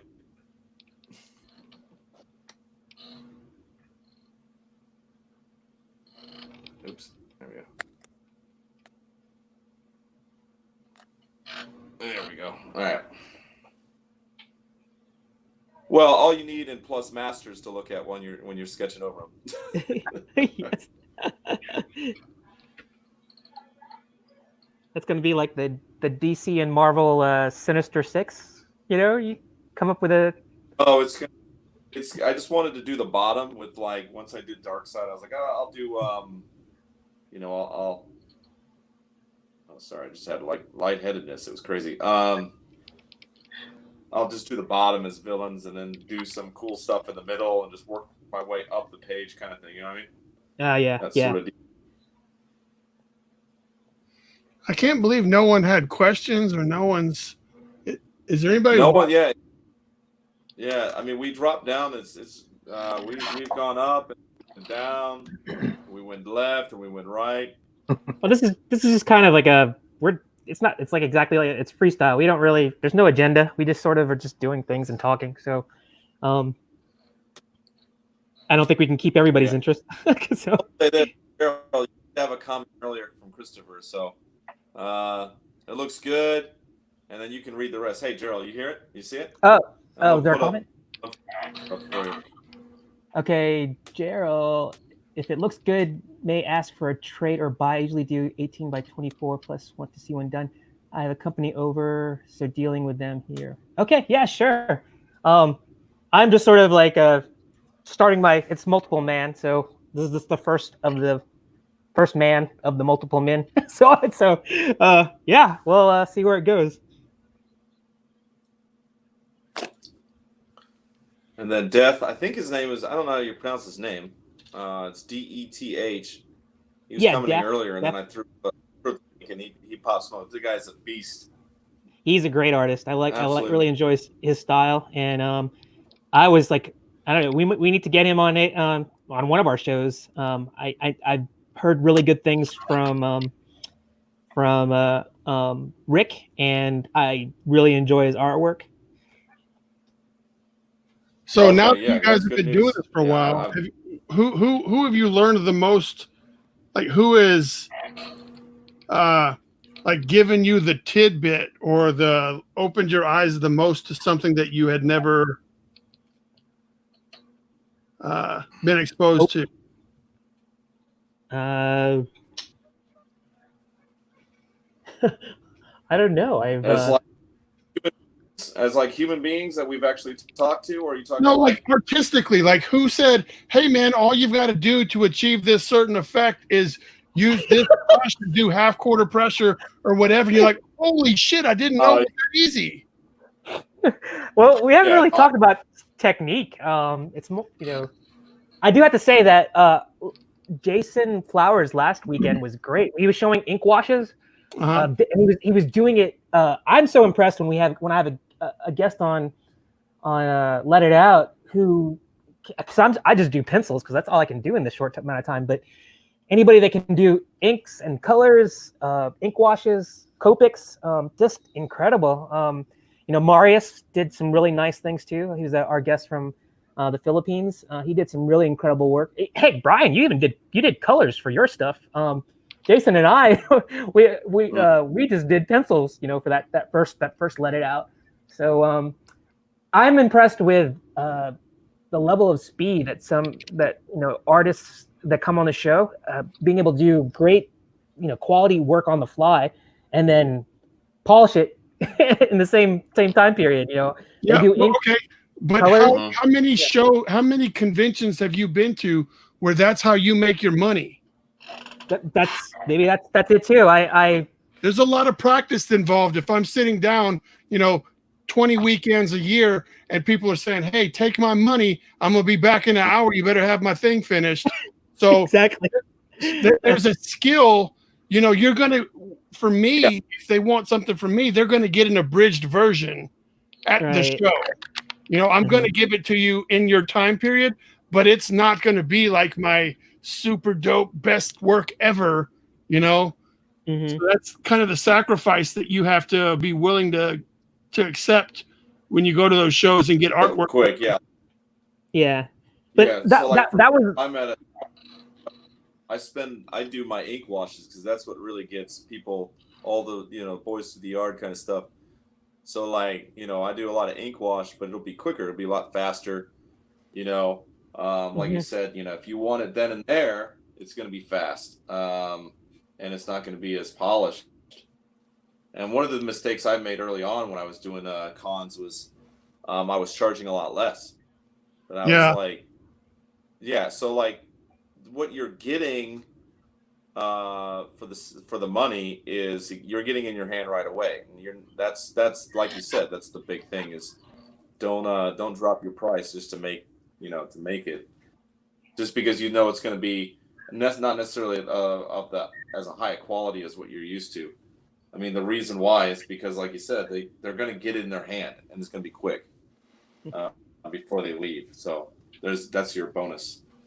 Yeah, I've been at a number of shows with Jason, and I just can't wrap my head around the ink wash. Like I don't understand it. I don't know how it works. And I think you got to like. You're very clean with what you do, and I think your style and your approach to what you do is it's absolutely mind blowing. You use every single element in your movement that's very, very clean. So you're using the computer to do layouts. You're doing a full finished piece. Then you're gonna then use the computer again. You're moving back and forth through different areas. And ink wash is just such a raw thing, man. It's just very raw and it's very fast. And it's part of it is also, it's the happy accidents too. I mean, you get to, I think with Jason, he can predict certain things. And I have to say that if anybody wants to see, that was probably a really good Let It Out, in the sense that you got to see from beginning to end to end. Yeah, and if you go back and watch his Turtle Tuesdays, oh my gosh, I watched the one that was just this week, and that's great. It's awesome. But I don't mean to cut you off. Oh yeah, I enjoy that too. It's just that he does such, he knows how to manipulate the wash. He knows how much water to put in it to do the certain effects. So I'd go back and I'd check out his webpage or his Facebook and watch his videos. It is something that he makes it look so easy, and it's so difficult. I could just tell, even when he uses splatter effects with the brush, that seems totally random, but he knows how to control it. And he's really fast. He is, and it looks really good. Yeah. So let's talk depth real quick. So he's talking about charging, and one of the key things is not charging less, because you'll actually show an impression that your work is valued at a lesser amount, and then you'll actually make less sales. What do you guys think about that? Is that something that you find is true? I'm going to say, for me personally, that's the way I look at it. But then again, I don't get a lot of commissions because I'm overpricing my stuff. So Speaking of the devil. Let's pull him in. Hey, it's Jason. I think Jason overheard us over the interwebs. You know what's so Brian? Praises. Yeah, this is. I was bragging about the amazing work that I got to witness this past Sunday because yeah, Brian was saying he understand why people like you because you're hot garbage. Say what now? I don't know why he said all that. I'm pretty sure Joe was literally trash talking. He didn't. No, Jason, it's nothing but compliments. Maybe you need to talk to Brian about your ink wash techniques because I was like trying to put it in words about what I saw on Let It Out on Sunday and what I watched your Turtle Tuesdays, this past week. Because you just had this really rough, loose sketch on a 5x7. I think that's also it's a scale. You're working in a nice, comfortable scale that allows you to lay down your washes and know how long it takes to dry because you don't have to have a super huge canvas, and you have a small enough one that you can kind of manipulate. And I was just impressed. You just know how to work the canvas and get your stuff down. So, Jason, tell Brian how it works. Smoke and mirrors, man. Oh yeah, you use that word too. What are you guys drawing tonight? We're just. Oh shoot! Someone's isolating my screen again. I was asked to do a multiple man, and this is the first multiple or man in the multiple. I don't know. I'm just started, so I'm just sort of like doodling right now. So we'll see where it goes. But yeah, let's not show my screen and and go back to like where we were all talking. So Jason, help me out here. It's funny because I here we go. Yeah. I meant to. Oh, that's cool. Who's drawing that? Me. Nice, man.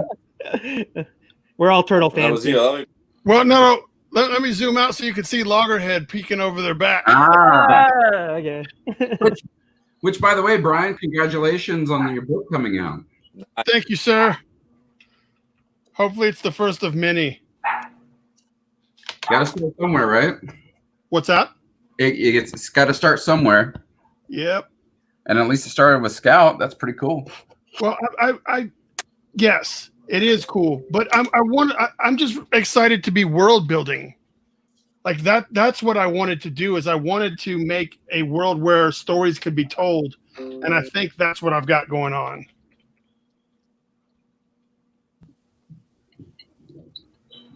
Yeah, Gerald. We all went quiet, or did? I saw that Joe, you had posted a link, and I was like, "Oh, we're just now eating dinner," because I was going to jump on tonight. You're here now. Yeah. We just got done eating and relaxing and just kind of chilling out. And I was like, well, let me check it out. Literally, the second I turned it on, we're talking about you. Yeah, you literally said, well, I want Jason Flowers do his ink washes. And my whole family was like, what? What's going on? I was like, oh, yeah, well, Joe invited me to be on tonight. And I, we ate dinner too late. And she's like, go for it. Go. So I was like, all right, cool. Yeah. So, see, we came in at the right moment, I think. So your ears were on fire. It's like, why are my ears burning? It's like someone's talking about me somewhere. It's like. All right. Well, let's go back to the question earlier. And since Jason just came in and talking about cons and stuff, how do you guys feel about your price points? How you make those decisions? We've all got various levels of skill and who sold their stuff and all that good stuff. Well, I always overprice mine and uh-huh. sell anything. So that's where I'm at. Well, let me tell you my observation, and I'll let Jason follow up on it, because this is when I watched Turtle Tuesday, because that was like the first Turtle Tuesday I've watched, and I tell you I was so impressed. And he did these little we did 5x7s, right? That day, and I don't know if you did like your pre-sketches beforehand, but he showed like his notes. He didn't pull up any references. He had like notes on the characters that he was going to be doing, like that what's his name? Who's the bull? The cyber bull? Ground Chuck. Ground Chuck, which is just an awesome name, Ground Chuck. He's a cybernetic bull, and think of like Colossus Bull. I mean, that's Colossus from the X-Men. He has this whole look to him. So Jason did, I don't know if he did any, he just maybe took some notes about it. So he drew these quick sketches, and I came in a little late, so I don't know if he drew these beforehand or just did little rough things. But anyway, I got to see just a really rough outline, and you're getting to see this thing just materialize in front of your eyes. And then he's like ink washing, he's putting like, he's telling you his techniques. He's like, and this is where I use a white gel pen, and it helps to wait till it completely dries. Or like some other artists, they do it while it's on the fly, but I like to like let it dry a little bit and blah blah. And I'm like trying to take notes so I can like figure it out. There it is. Mm-hmm. And it came out so cool because I saw something appear before my eyes. It was a white paper with this really light pencil sketches, and he did it. And this is the kicker. Did you say it was $20? For what? And see, I was like, people would pay more than $20 for it. But then Jason is just putting this stuff out there. He's getting it done. It's high quality work, nice digestible size. It's not like super huge. It's 5x7, and he's only charging $20 for it. And I think he could charge definitely more. But yeah, that's crazy. I just think that is value. You're getting, and not only that, it's like if you download the video, you're getting to see how it was made to go along with your $20 purchase. I'm like, where can you find a value like that? You can't. That's like I don't know. That's like winning the lottery, I think. With but I know you, Jason, you could charge more, I think, but I think that you're keeping it like at a point where it's fan friendly. You don't have to. I can't spend $1,000 on a Jim Lee original. Well, I look at it like this. I'm at home, so it's not like I'm at a show where I've spent hotel and table and gas and right the things that would kind of like price gouge me a little more. In terms of selling the art. Yeah. Plus, I mean, for what I'm doing, like these take maybe 15-20 minutes. But see, this is the argument that I hear from a lot of artists who, and rightfully so, justify what they charge or what they don't charge. Especially when you get commissioned to do something, and maybe you do a how-to video on it, and it does take you 15 minutes for it, and then the person that's commissioning you is like going, "My gosh, it only took you 15 minutes." And I know what you're gonna say. Let me finish my thought. You can add to it, but it's sort of like. The difference is it may have taken you 15 minutes, but that 15 minutes that you did, that was like years of practice, right. of cutting your teeth, going to cons. Like Brian was talking about, like how, when you can do things at a high speed is because, you need to be able to do all these things on the fly. But it's like your years of dedication, your hours of sleepless nights, all-nighters. And, when you could have been doing something else, you chose to do this because it honed your craft. And I think that's the reason why. It's like, for me, your work is more than $20 because I know that there's a lot of love that goes into it, a lot of years, but you're still, artists can price their art at whatever they want. But that argument that I've heard, that's completely true. It's like, you got to charge what you think you're worth. And also, if you want to be able to say, hey, I just want to do this for $20, then that's your prerogative, and that makes it accessible. And to me, I think as a fan, it would make me more. I'd be more like I'd be more fan crazy about your artwork because it's something that's attainable, And that's one of the things why I do it is like it's within a budgetable reasoning price. For something that doesn't take me very long to do, that they can get. I feel like they can get like a quality product for a reasonable price, and like you said, they can download the video and watch it later. Or I remember I have this video from it, or just seeing it being made with them is kind of like enticing. So that's just incredible to see that, and thank you. Yeah, But yeah, I don't know if that answers your question. I think that artists can charge whatever they feel their work is worth. It may, like Jason said, it only took him 15 minutes to do it, but that would take me hours, if not days, and it wouldn't look nearly as nice. But again, that's time that you've invested to make your work the way it looks. So Anyway, so, Brian, what do you charge for your commissions?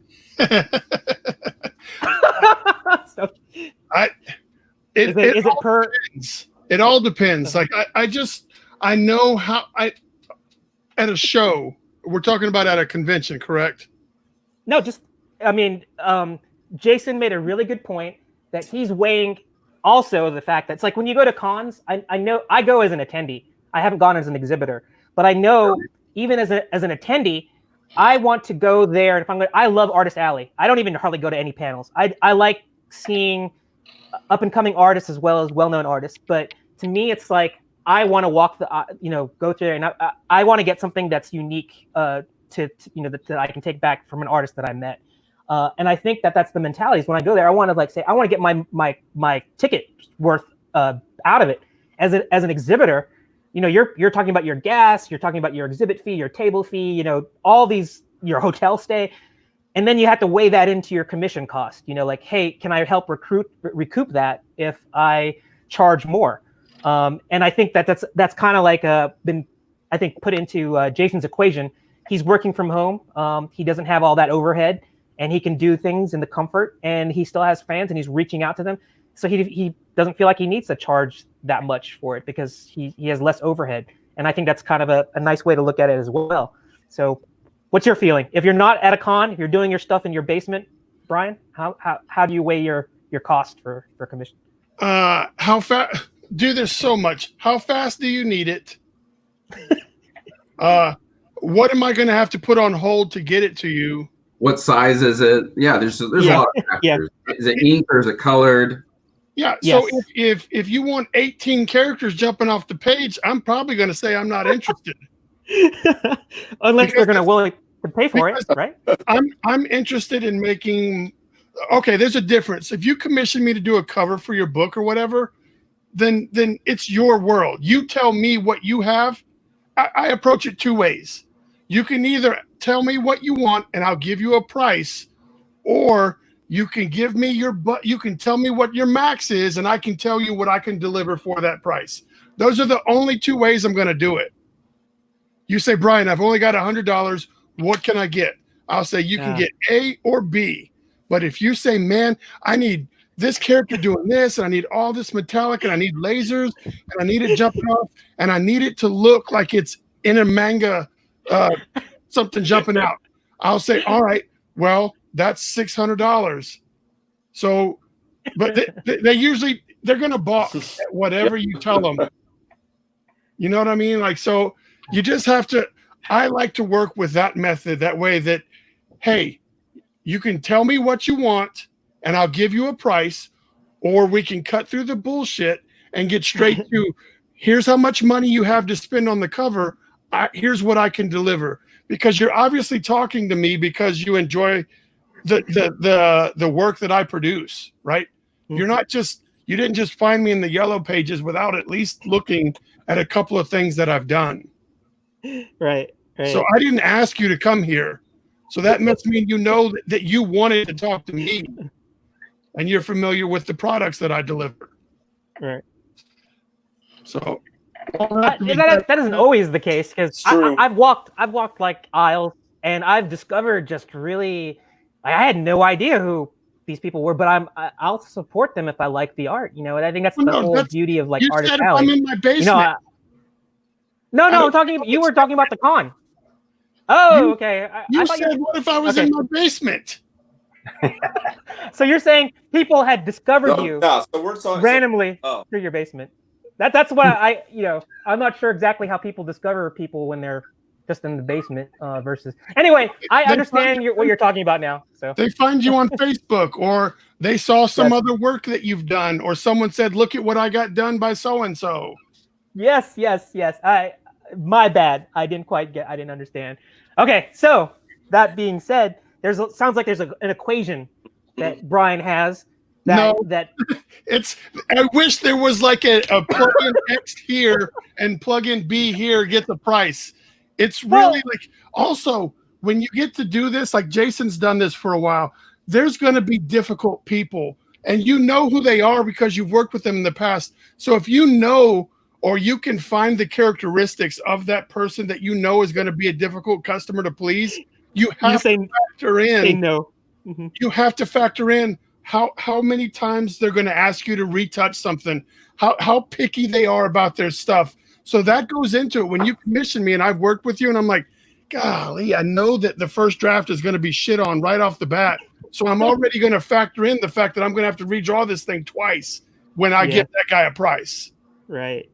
I gotcha. I understand what you're talking about. And that happens a lot. I just start. You're just like, you know what? This is the expectation. Like, if you have this, and this, it's going to cost that much.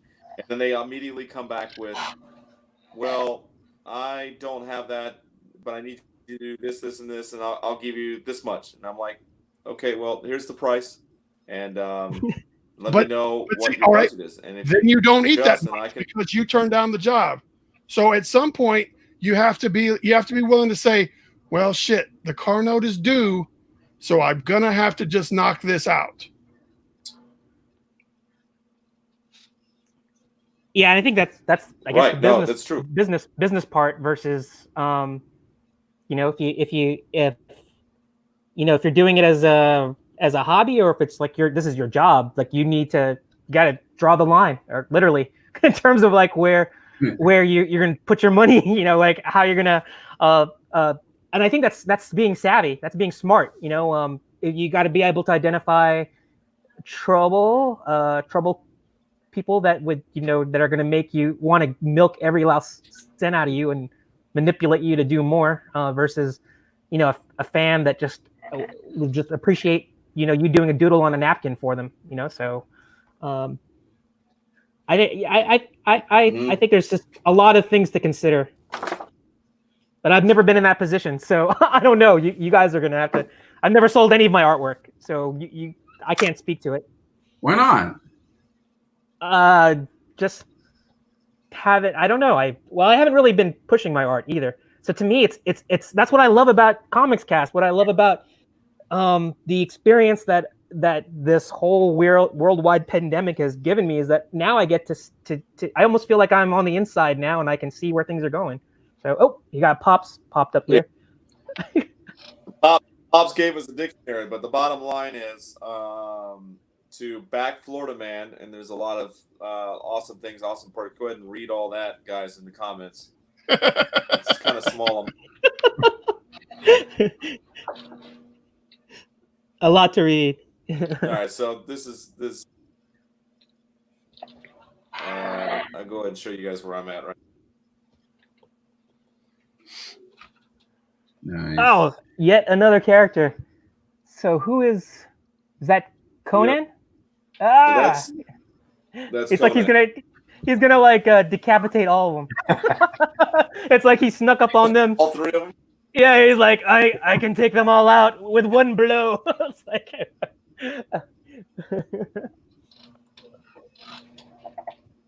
oh, yeah. So I'm gonna put I'm gonna get a little bit of Red Sonja next to him. Do a little fantasy-based element in the middle, and then some superheroes on top. All today. I think it'll work. At least there's no timer. Yeah. Well, Rick said he was gonna jump in here, and I thought if Rick was here, he would probably go, "Surprise, Jason!" It's probably like what 6 a.m. here. Yeah, he's it's like really early, or late back down there. So. He was a hoot. Phil, if you want, he was a hoot. You can jump on whenever you want, Phil. All right, so Sonya action.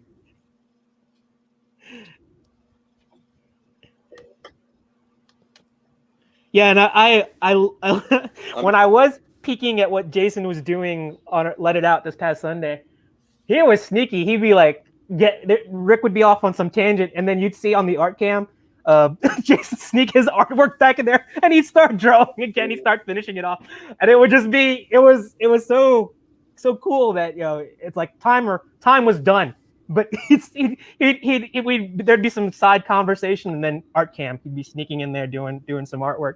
But yeah, it's he he did 3 pieces, and our show was what, 2 hours, a little bit close to 2 hours. So conversation, interview, and still put out 3 pieces, all ink washed. And and I was hoping you would do little colors there because that's no. yeah. You had other stuff that you had to do. Oh, do we have a? Oh, there we go. We started a ghostwriter.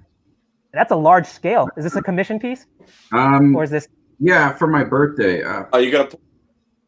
There we go. Oh wait, it's a commission to yourself? No, for your birthday. I was doing $38 head sketches. Oh, okay. Nice. For the birthday. So I've got about 15 of them to do. So. I love how your stuff starts like it's like a simple line, and then you just get after it, like, and you're like, oh, that's not going to turn out well, and then like 5 minutes later, it's like a masterpiece. It's awesome.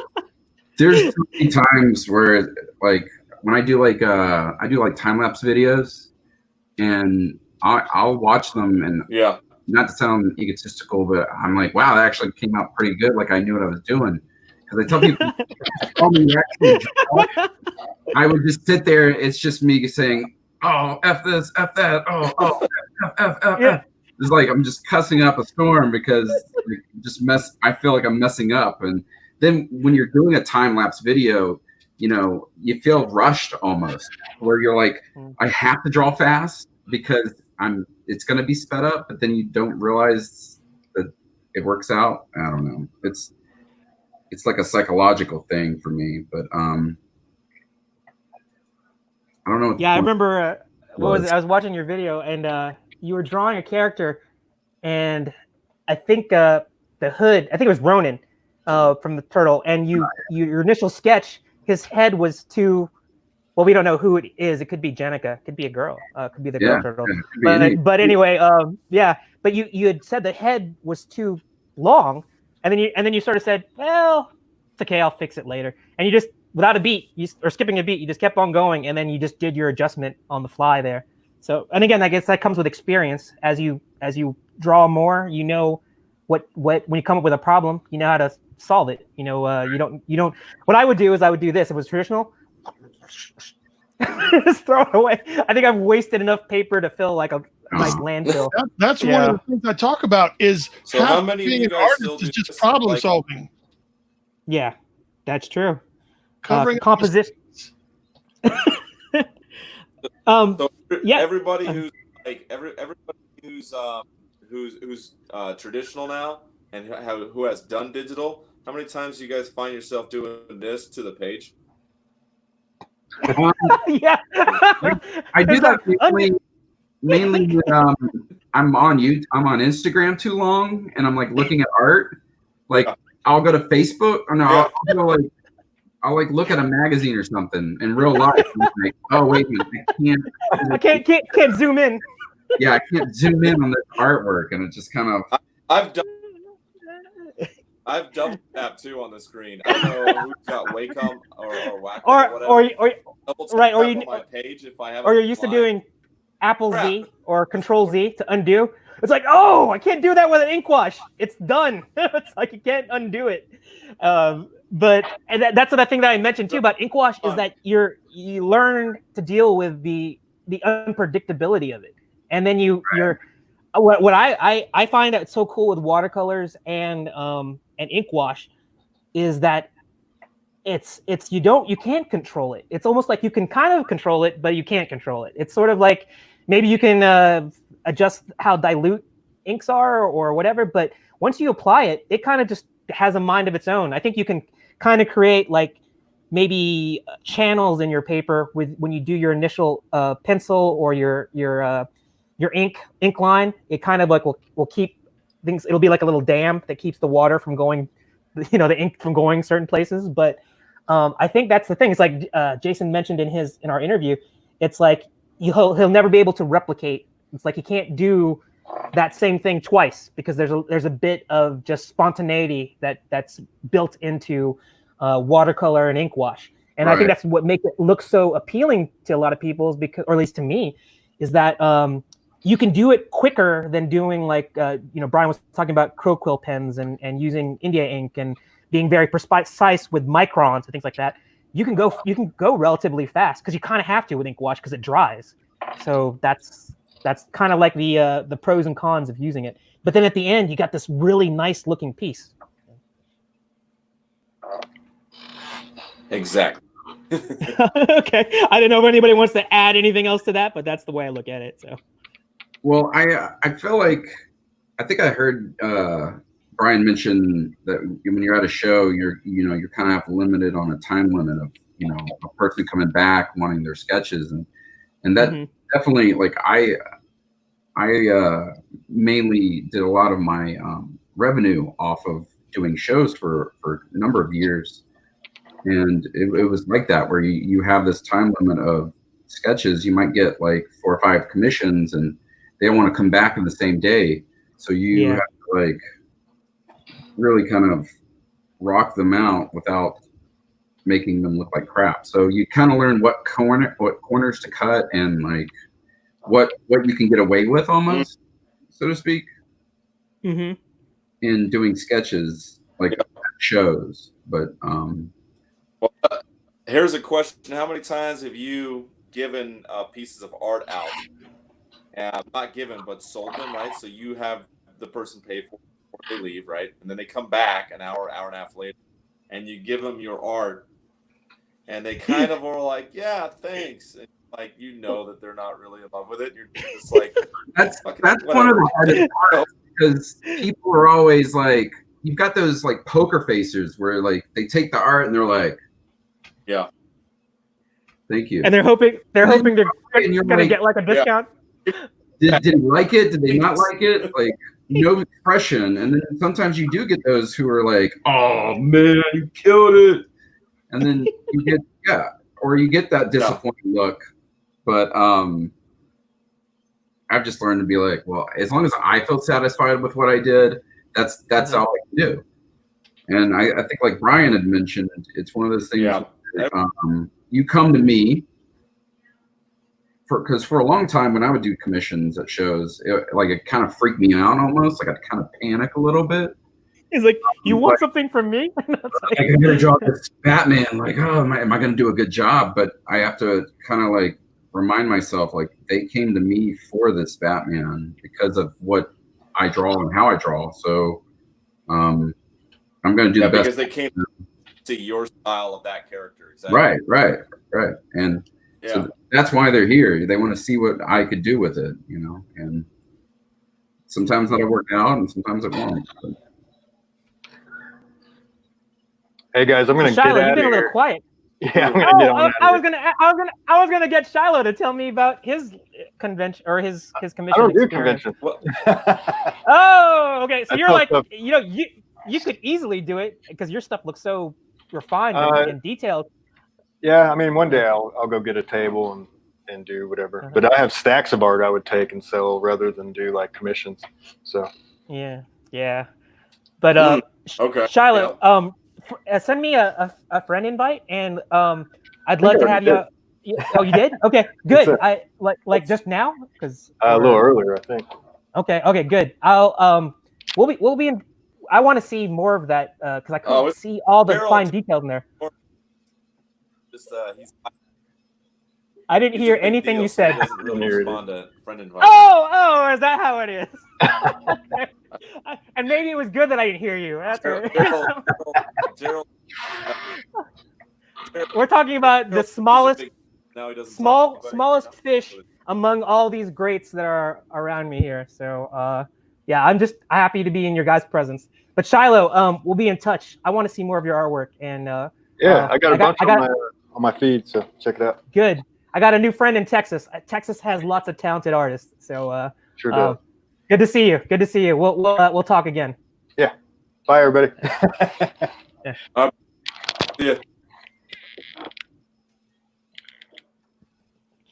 right. I'll remind everybody. Hey, if you're out there, Death, or to jump on the program, you guys can jump on and jam out. Yeah, Death actually asked a question. What's the weirdest thing or most insulting thing a customer has said to you at a con? Okay. So I've only been on the attendee side, and I have never been rude to anybody who's exhibiting. So you guys can answer those questions because you've been on the other side of the table.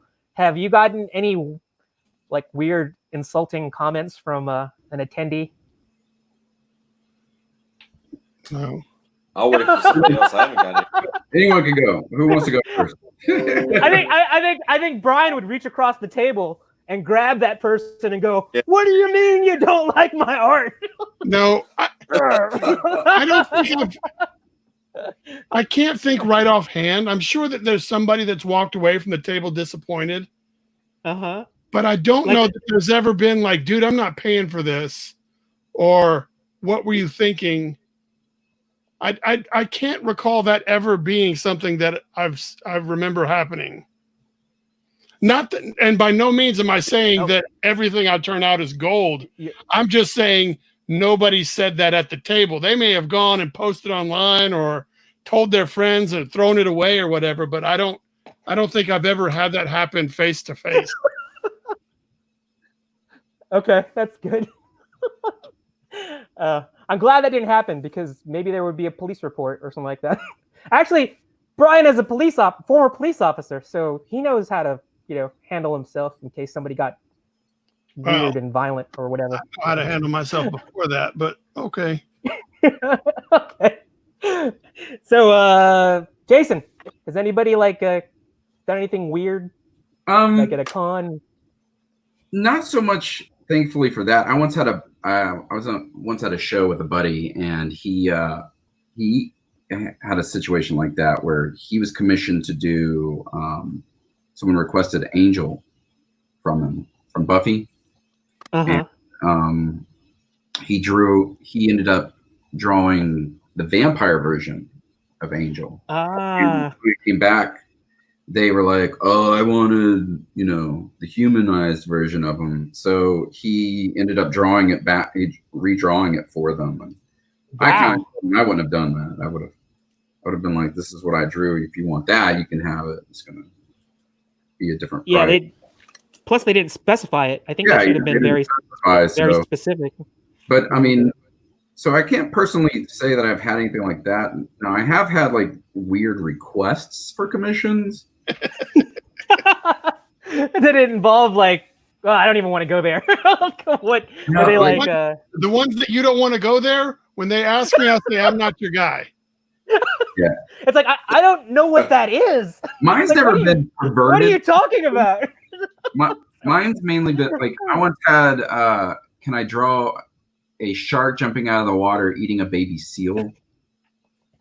And then I once had can I draw the crosshairs of a gun scope like blowing the head off of a prairie dog.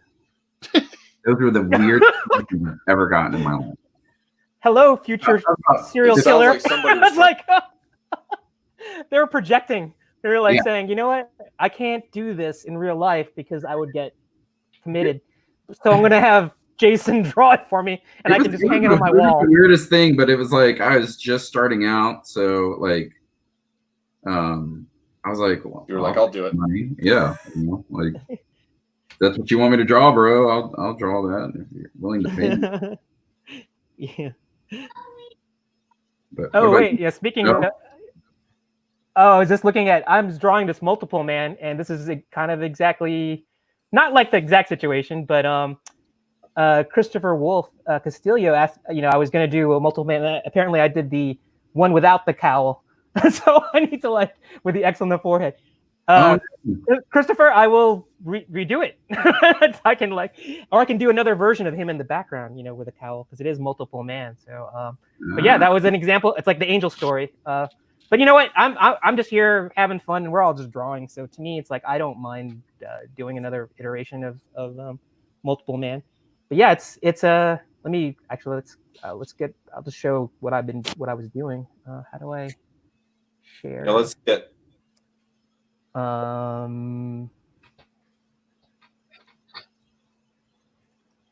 right, so this is my multiple man so far, and he kind of has like that smirk on his face, but yeah, he doesn't have that. He doesn't have that. Right? Say what?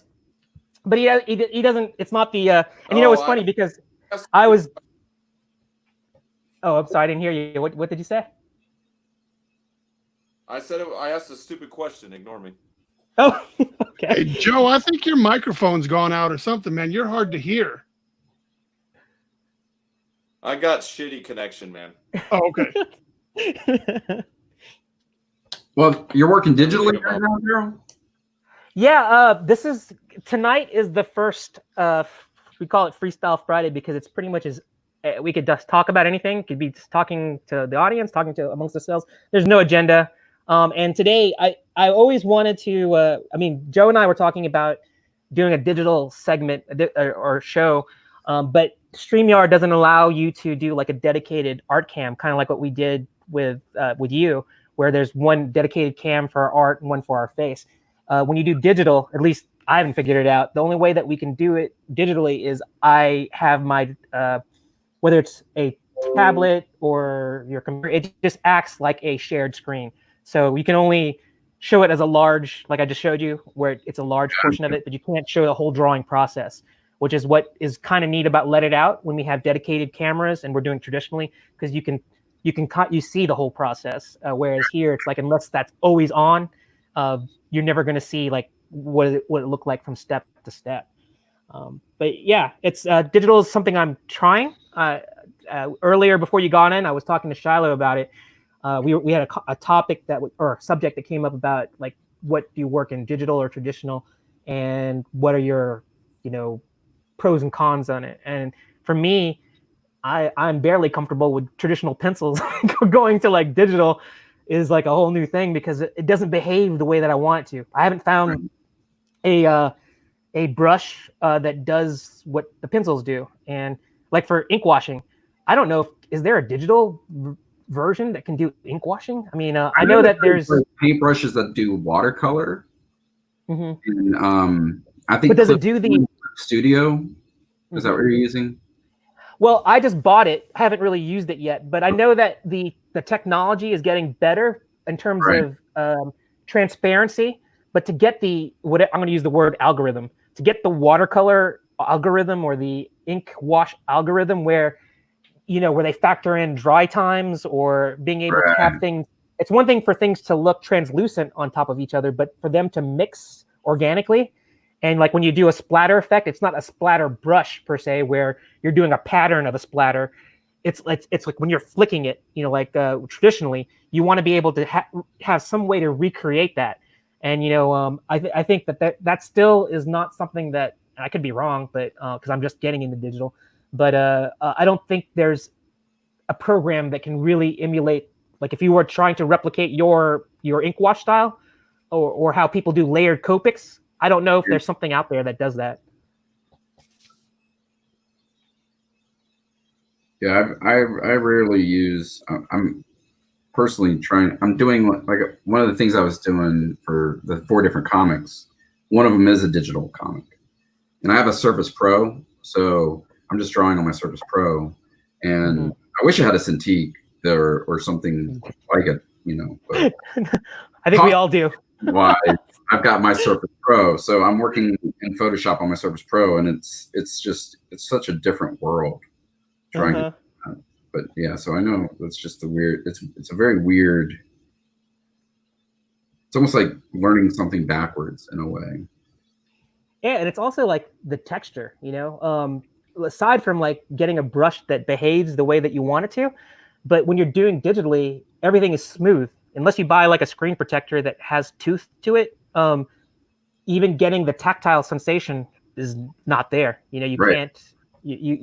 But I think Shiloh was talking about how for him, he used the thing where he has his traditional style and he has his digital style, and that was a really good comment that he made, because I think that's a way you kind of have to look at it, is that you're never going to be, well, unless you're like Jimmy Reyes, who was able to create brushes digitally that mimic his traditional, inking style with a crow quill pen. Yep, and here we're getting another update from Joe. Got some Red Sonja in there, looking good. Yeah, it's sort of like until you can find the thing where you can really accurately translate, the way the brush behaves, you're basically just going to have to say that this is a different style. And if you can get that right in your head, then you're not like chasing it, chasing like this one-to-one creation of what you do traditionally digitally. And then you just accept that what you do digitally is just another style. It's like using, yeah. That's exactly what I'm kind of doing with the digital one. It's a love tribute to Castlevania. Oh, I want to see this. I've got the first 6 pages. I'll send them to you. So, first Contra, and now you're doing Castlevania. What's next? Ghosts and Goblins, Metroid. I got like wanted to do a Metroid. I think Metroid. I know. I'm a huge Metroid fan too. So. I know. Were you like just as shocked as I was, but like pleasantly surprised? It's like, whoa, Samus is a girl. I was like, yeah, I was playing this whole game, and I was like, before Lara Croft, people forget Samus Aran was a girl. The original, tough lady. Yes. I don't know what the level of cussing is tonight. So I'll keep it. A half a F-bomb. Half F-bomb. Okay. Nice. So Christopher, if you're still watching, I just want to let you know with I duplicated my multiple man, which sounds funny. I duplicated him. I'm gonna like erase his head and put on the cowl. Oh yes, look at this silverback turtles. Yeah, I don't do turtles so well. It's looking good. I think you're doing fantastic. That looks great. It looks good. And I take it, is that Mikey in the back that's looking up? Because Mikey's always the clown. I like that that pose or it's so simple, but I totally get it. And it's like, oh, that has to be Mike. I mean, just because he would be doing that. Then you got Ouch on the right, on the left. Yeah. Oh, bless you. Definitely right. Oh, you're not sneezing. Oh, no. Okay. I'm sorry. Yeah. So that's Raph on the left, right? Yeah. Or left. And then I would have to say Leo's in the front? Yeah. Or is that and Donatello is kind of like looking off to the side, yeah. It was tough for me to try to fit them all in because I didn't want to draw them really small. Like to fit all 4 of them in left to right, I'd have to draw them pretty small. So I had to have him cant himself just a little bit to be like, all right. It's basically the idea is, oh, you want to mess with us? Well, we got our friend Loggerhead about to mess you up. Like that's the idea. Like Bebop and Rocksteady are about to like just be like, oh no. And I totally get that. You say you don't like digital, but I think you do. This looks great. Digital. Yeah, but I don't like how sloppy. Like that shit is sloppy.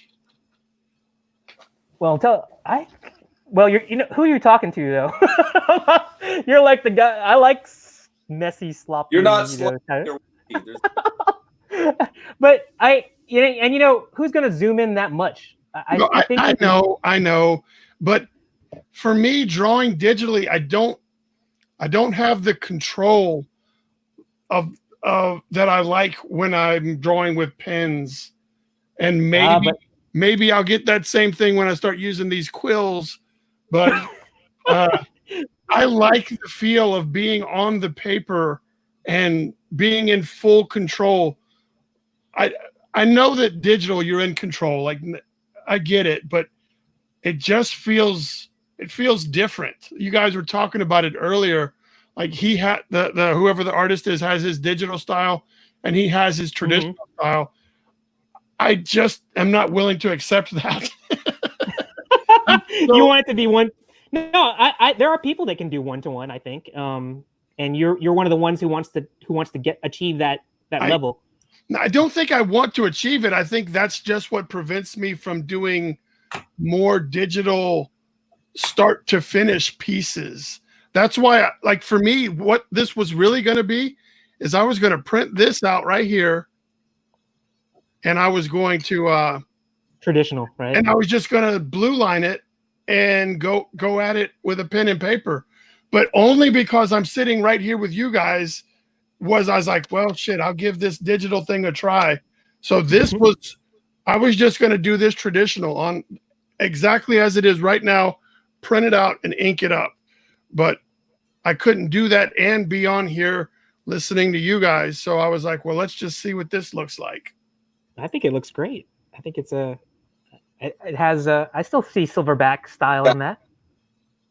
Yeah, I see your style, and it's coming through. I mean, it's, I don't know, 1-to-1 ratio is tough to get. Like, it's because you got to learn how to make the digital stuff work, and like you have to simulate it or find somebody who's created the simulation and all that good stuff. Like, I'm always by what you use it for. Like, what you use digital for is really cool. Like, you use it as an additional tool in creating finished art, and I think that's always like, that's yeah. So let me walk you through something. So here we go. I got a new thing. Here's a brand new piece of paper. I'm just going to use Google Images. I'm just putting this together. Let's say man standing. Man. That sounds like a man standing. Sounds like some sort of like grandstanding. Only it's men. I thought you're getting, maybe it's me like giving into the whole like all that negative hype that's out there right now. But if you wanted to, you could say edit, paste. So here's my man standing that I just Googled images on, right? Okay. So I'm like, I really like that pose, but I need him to, let's say, do whatever it is. Oh shit, I can't think of an example off the head. Let's see, holding. What can he be holding? Spear. A spear? A trident. All right. So there we go. All right. So copy this. This is just an example of sometimes how I can use this, right? So I can come over here and then now I'll make a new layer. I'll edit, paste. And I'll turn the opacity down. I'll make it bigger, right? Try to make it match his arm a little bit. And go, okay. And then transform. But I mean, you could do a lot of other steps. Like I wouldn't do this. This is more cheating than I would like. Well, this is I think this is like speed concepting what you're doing, and I don't think there's anything wrong with this, especially but you got to know how anatomy works, because if you just do like rough compositing and you just start and it doesn't look anatomically correct, you're gonna see the problems later on. I mean, just like when you do traditional art and you don't pay attention to the underlying skeleton, as you start putting in all the details, you realize, oh, that's not right, totally wrong. So yeah, so now what I could do is I could take this and then I could just print this out in blue line, and then then I could put on the gauntlets over there that he's got because he's Aquaman, and I'll put the little details here, and then he's got a tattoo of an anchor over here or something, and the collar. So I would use that to kind of piece together to get a baseline, and then print this out in blue line and ink it up traditionally. You could do that. Exactly. Yep. And that's what I'm talking about. You start digitally to sort of work on those layouts, and then and get the model kind of for some reason. And then you go to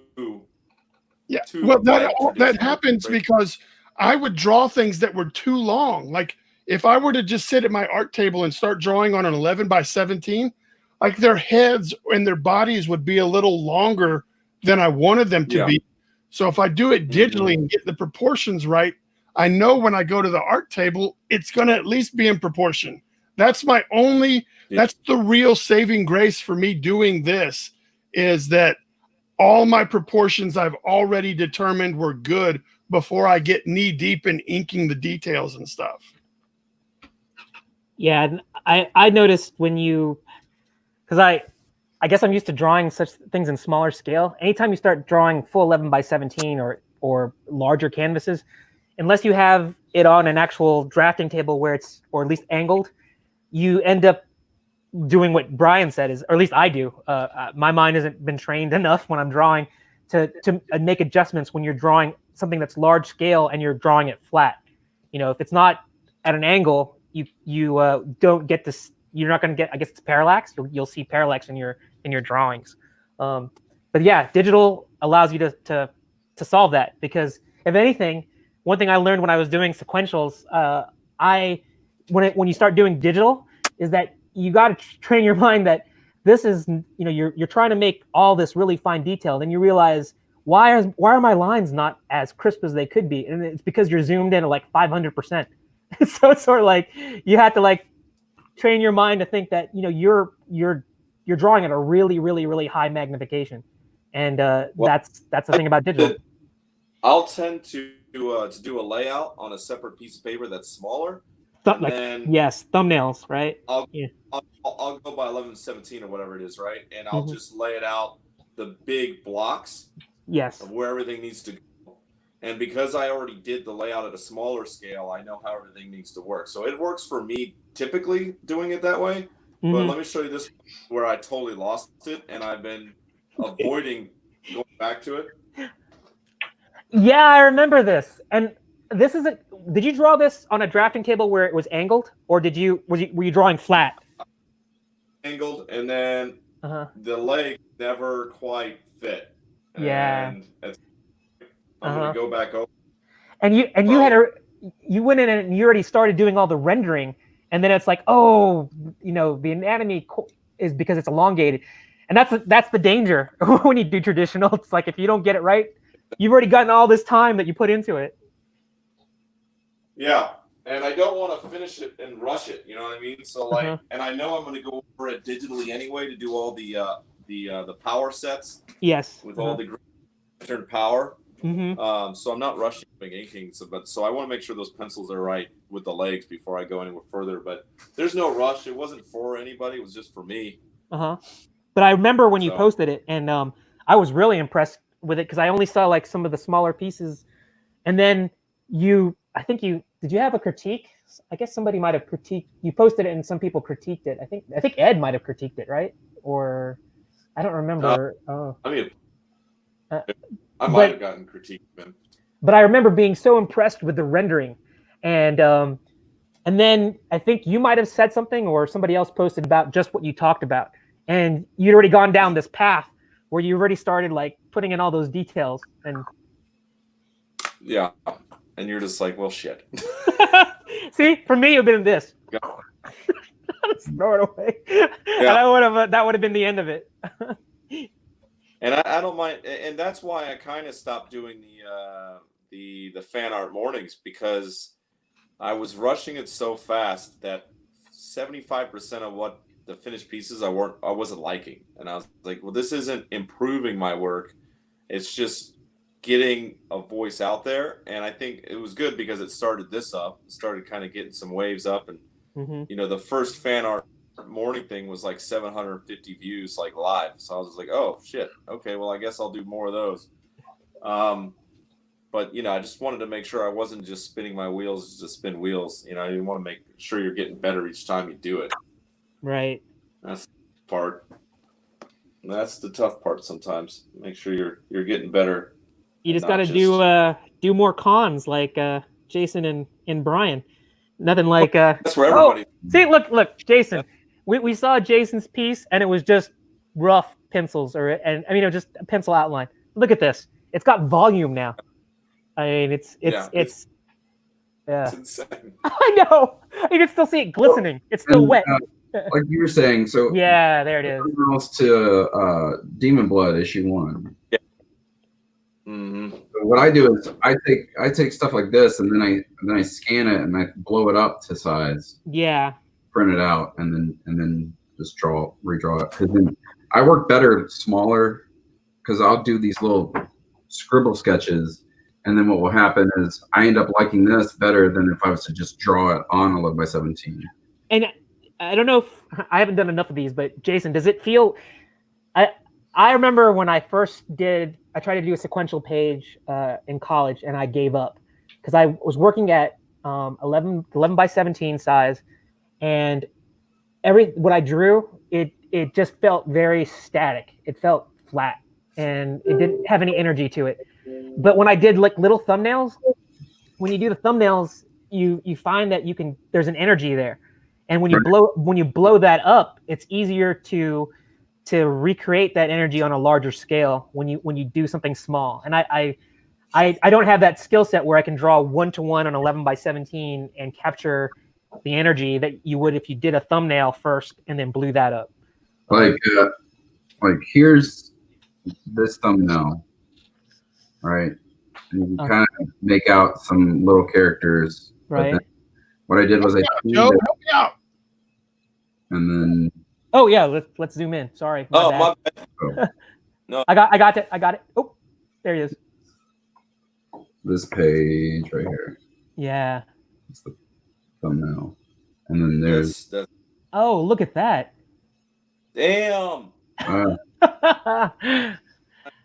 Nice to see the genesis, like where it started from, and to see it, and you get like ink wash. So that I use that in my Photoshop. So my ink wash, I'll use Photoshop and play with the different levels to it to make it more pronounced or less pronounced. Yeah, it makes it real organic looking. Yeah, in Photoshop you can even make it look even more translucent, like it's like it's a membrane or something like that. So yeah. Man, we gotta Joe and I were talking about doing. I mean, this is kind of like what we're doing now. It's just kind of drawing and seeing the process. It's nice to see like these thumbnails, and then you showed an actual page. I think that's something that we wanted to do, is to show the creation of something, a sequential or a piece of art live, and then being able to take it to the next step. And be neat to like do what you said, like because you showed those steps to actually scan that in. And to show, you messing around in Photoshop, showing that digital thing. Because that's what I enjoyed about Brian when he did Venom Stitch. He did like, I don't know, 4 or 5 different background treatments. And some of them didn't work, but it's digital. You just turn it off or delete that layer. Right. And there's a new composition there. I actually just sent you those 6 Castlevania pages. Oh, you did? Yeah. But going on what Brian was talking about, when I did this graphic novel for Arcana Comics, it was like the first professional thing I got published through an indie company, and I did a lot of like photo reference of myself. Like I've got literally a binder somewhere, nothing but me in all the different poses from my like stick figure thumbnails. And but for me at least, I felt that there's a lot of, when I look at that book, it looks cool because I know those poses, but I feel like a lot of it looks too stiff because it's like such a standstill kind of frame of me. Yeah. Talking. So I don't feel like it's funny that you mentioned that. Looking at the photo reference, it doesn't. I feel like my pieces look stiffer because there's not much flow. Like. It was 5 issues, and the first 2 I did it like that, and I was running behind on the scheduling for it. So I just said, screw it, and did my own like anatomy right through the next issues, and I felt like it flowed a little bit better because I wasn't so like constrained to it, like. I had just watched a video that fits exactly what you're talking about, and it made sense. I forgot the name of the YouTuber artist that did it. I think if I describe, I guess he's pretty popular. I just discovered him, but he definitely has his own style of doing video presentations. But he was saying about in regards to photo references to not do it, and it was obvious clickbait because he is still endorsing references, but not using photo references.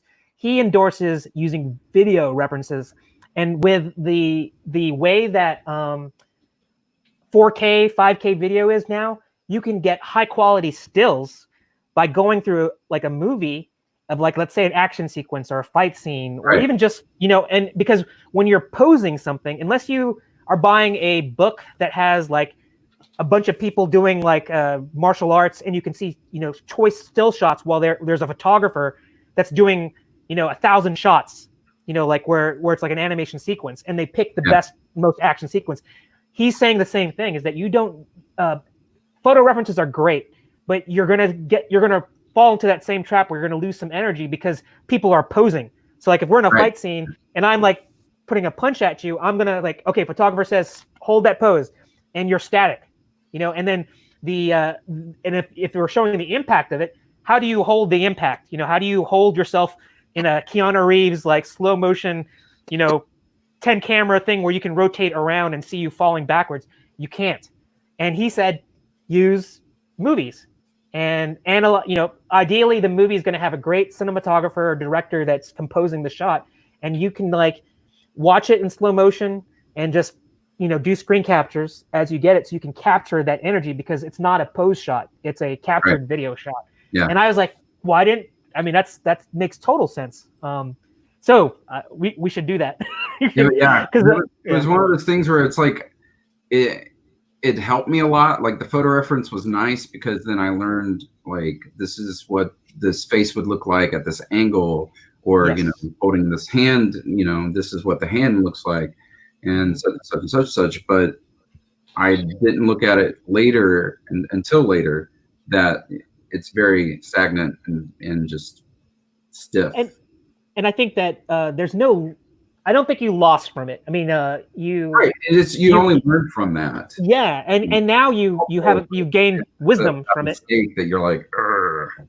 And not only that, that whole binder of your action shots, you can sell that and people buy it because it's like, see Jason doing action shots. I'm in like a jacket at one part, and there's many times where I've actually like photoshopped myself taking 5 different photos, and then like Brian said, just stuck them all together, and that helps a lot. I know like people like Tony Harris does that to get his screenshots and stuff. So it does help. It is helpful.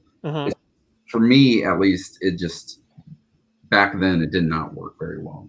Well, I mean, one of the best examples of it is like Alex Ross, and you know, he does it good, but sometimes I just feel like I'm looking at a photo of people. Yes, you're right. You're true. And the thing, what he's good about it is he does very good. Like he picks that perfect scene that would work for it, so it doesn't look so stiff. Well, that, and he chooses, like when he takes the picture, he, you know, I don't know how you did it, because you know you were the model. So I guess, were you art directing somebody taking the picture, or did you have it on timer to like take a picture? A little bit of both. Okay, because what he does, I remember reading one of his books. He has the benefit of finding the perfect finding the perfect models, and then what he does is he does really dramatic lighting.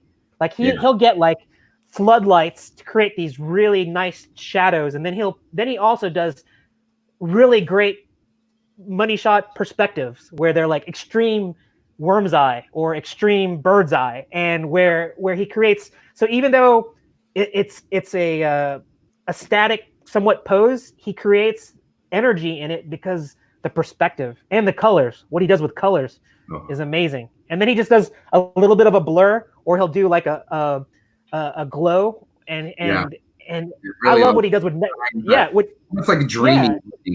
Yeah, and his negative space, how he handles negative space is incredible too. But yeah, that's that. And Adam Hughes, he's another guy that does some really good stuff with photo references. But yeah, they can get really good models and pick their shots, you know, and then, you know, be able to compose things.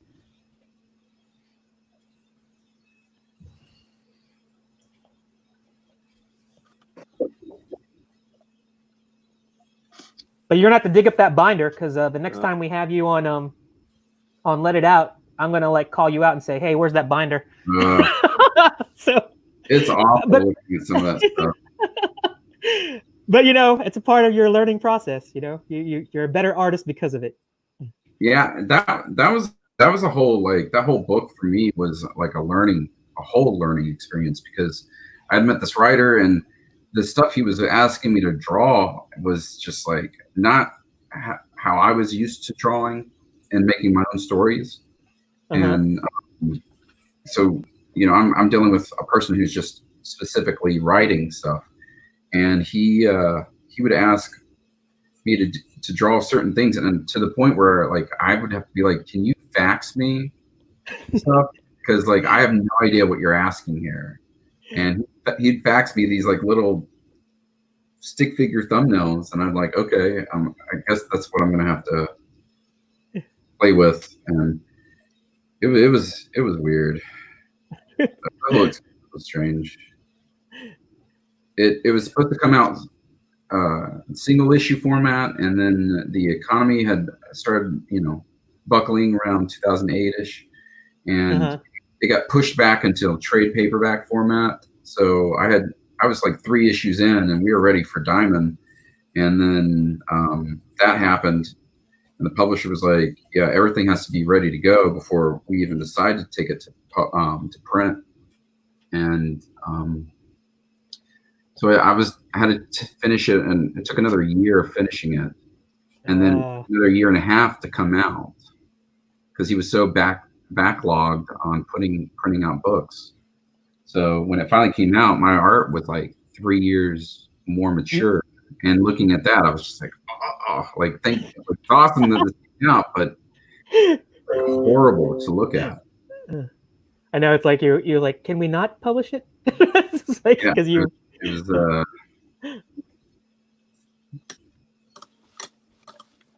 all right, that's good enough. Death, you can get on, man. Is Click Death the link?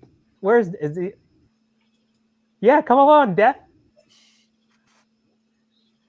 I have to tell you, Death has a really cool name, and he has a really cool Instagram.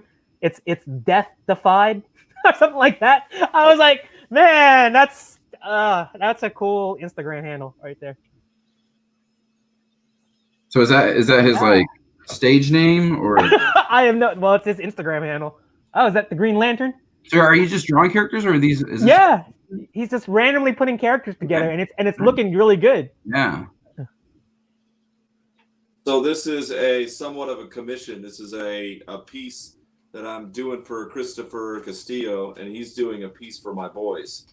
So this is one for his boys' room, and he's doing one for me.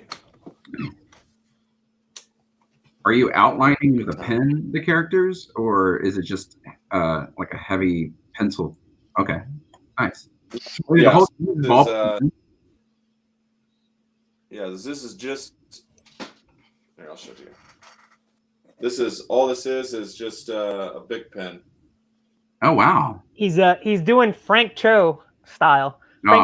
Frank Cho uses I don't know if Frank Cho. I know his hatching stuff. It looks like it's done by a computer. He just does really, really nice patterns, and he uses a off the drugstore style Bic pen, and Joe is doing the same thing, making it work with just really basic ink tools here. Looks good.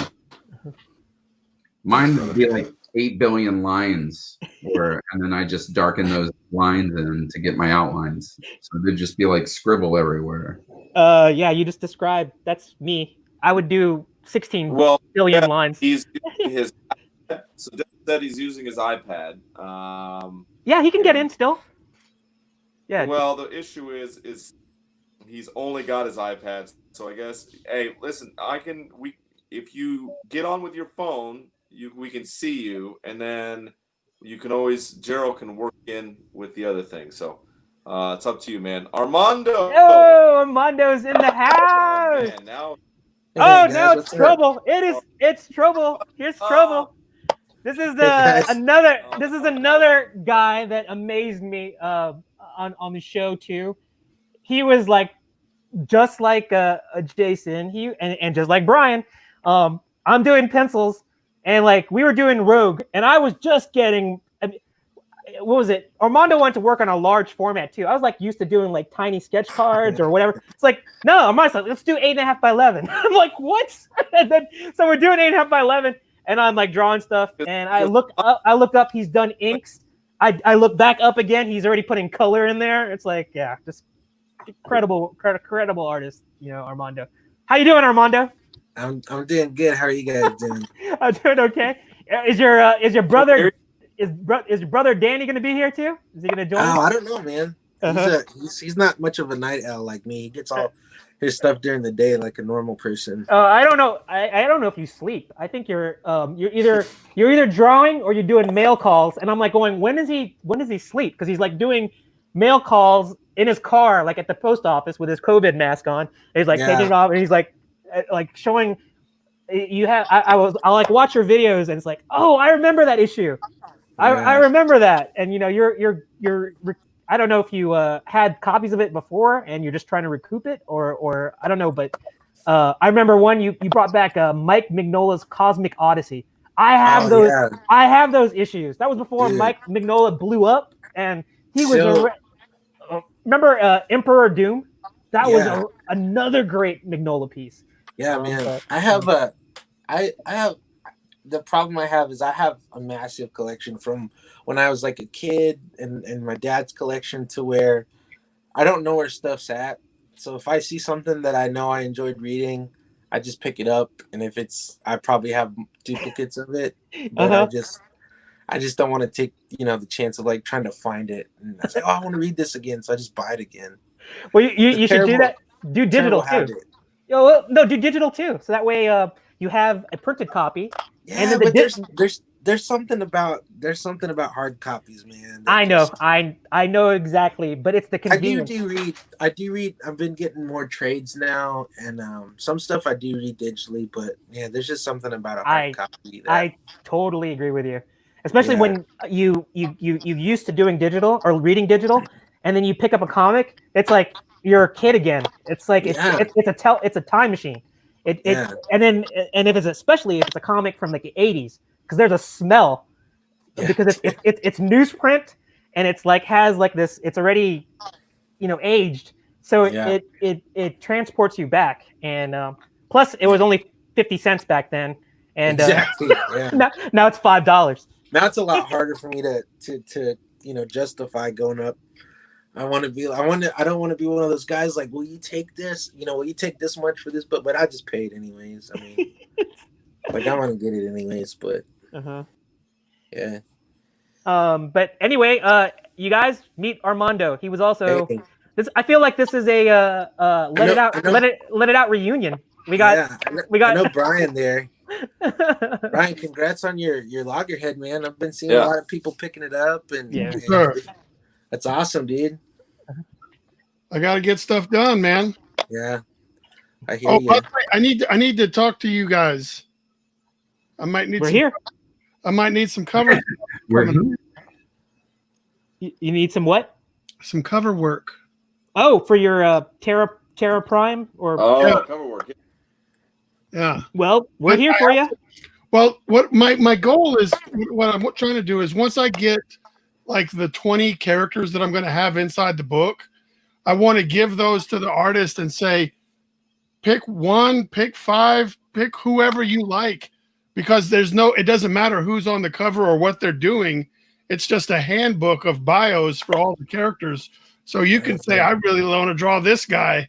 That guy looks cool, and do it. Like, so I want them to have that freedom. So I have to finish all the interior stuff, all the bios for everybody before I can hand it off and say, hey, man, do you want to get on the cover?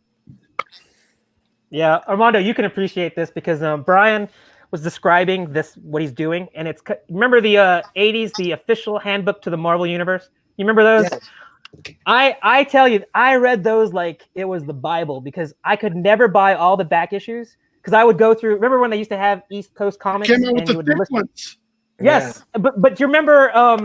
Remember you'd see the back issues because you couldn't go to I couldn't go to comic book stores, but I would fantasize and say, hey, I can buy all these back issues from East Coast Comics or Jeppy's Comics. I don't know if you remember them, but there was like all these comic book advertisements, and I would go there and I'd make like notebooks full of like what back issues that I'd want to get, and then it was based on the Marvel history, the official handbook of the Marvel Universe, because you'd go through there and you'd say, oh, first appearance here.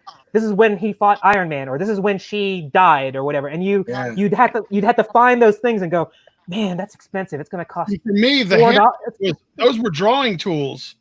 Oh, they were, but it was like I always used. They were always like one hand forward, one hand back. You know, Yes. turn this way, turn to the side, and it was so. All right, I just need to look at these guys, and I can make anybody I want. And for me, it was and for me, it was also back then. Like I was a huge fan of Arthur Adams, still am, but he only did like covers mostly. He started doing classic X-Men covers, and occasionally he'd do an annual here and there. He did like Phenomenal Web of Spider-Man, the New Mutant Special, the X-Men Asgardian Wars. But I remember I would go through, I'd get the handbook, and the first thing I would look at on the front page or the inside page was the table of contents. It would show who the characters were in that issue and who the artist was. And I would go there and say, is Arthur Adams doing anything? And then he would do one, and I remember I didn't even know who the Unicorn was. Cheesy character. But Art Adams did the Unicorn. I was like, and all of a sudden I was like, I gotta find out who Unicorn is because Art Adams did the Unicorn. So apparently it meant somebody to him. Like Gumby. I didn't know who Gumby was.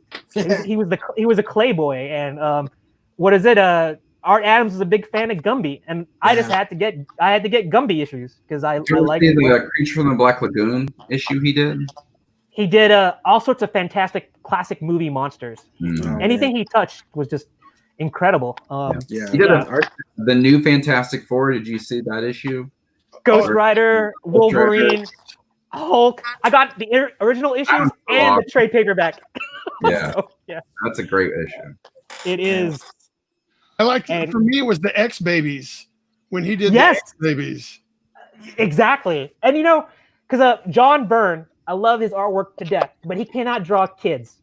His kids look like shrunken down little older people, and they just didn't look right. Like whenever Franklin Richards never looked really good when John Byrne did him. Art Adams, he could draw people smiling to the point where it was like creepy because like Mojo did that really toothy smile. Yeah. But his X Babies, you are so right about that. They should do. I mean, Scotty Young has kind of like taken over the whole like little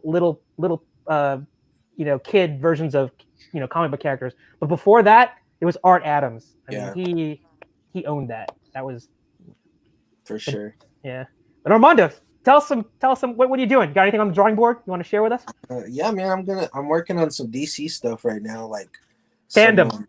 They opened up submissions for fan art, and then they opened up submissions for sequential.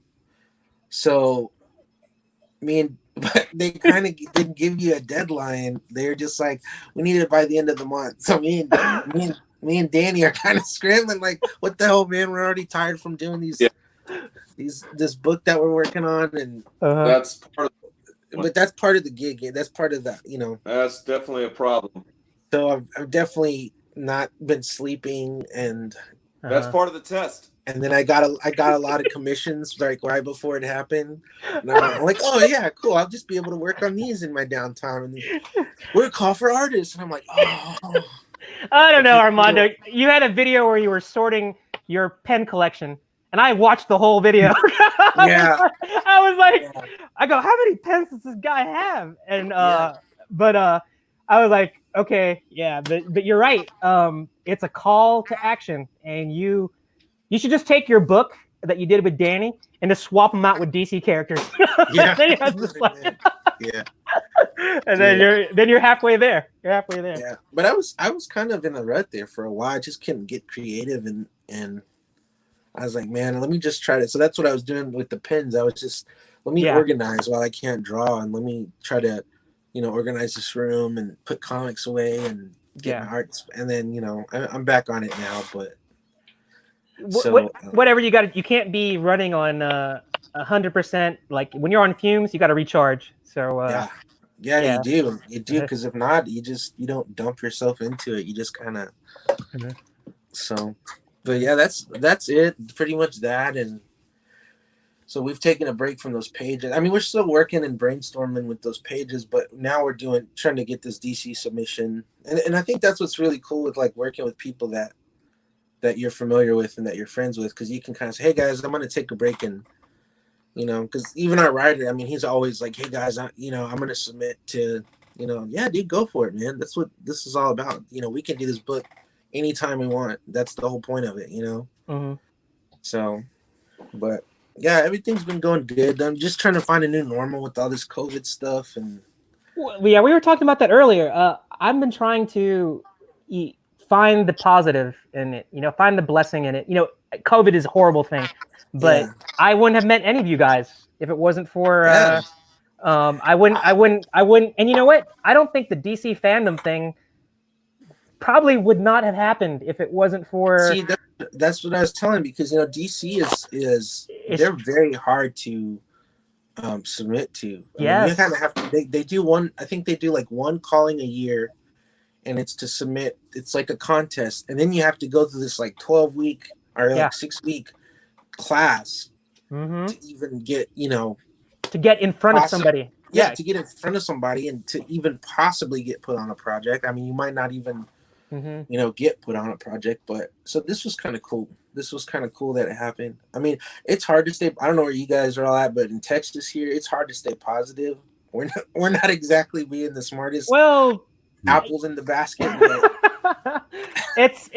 I think that what I find that I've been trying to do is stay away from Twitter, stay away from mainstream media, just sort of like get your information on your local, because honestly, I think if most people would just focus on what they can directly influence around themselves, then and not worry about all this other stuff that you have no control over, and you barely have a control over the stuff that's just around you.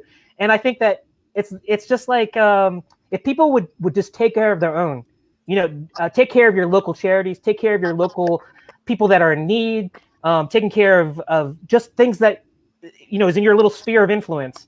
Then if everybody did that, then the sphere would be everything would be taken care of, because those spheres would overlap and you wouldn't have to worry about all this stuff. Instead, it's like we got to take this to fix that. Why don't we just fix what's here and we'll be all good, stuff.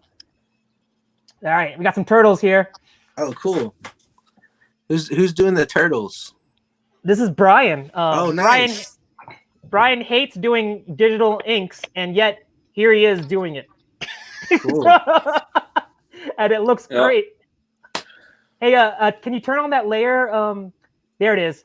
Armando, wow. See, this is the original composition. It's his loggerhead being the big brother to the turtles. Nice. So, yeah. That's cool. Pretty dope. I had to come up with something. I didn't want to be the only guy not working. Wait, is there is that one?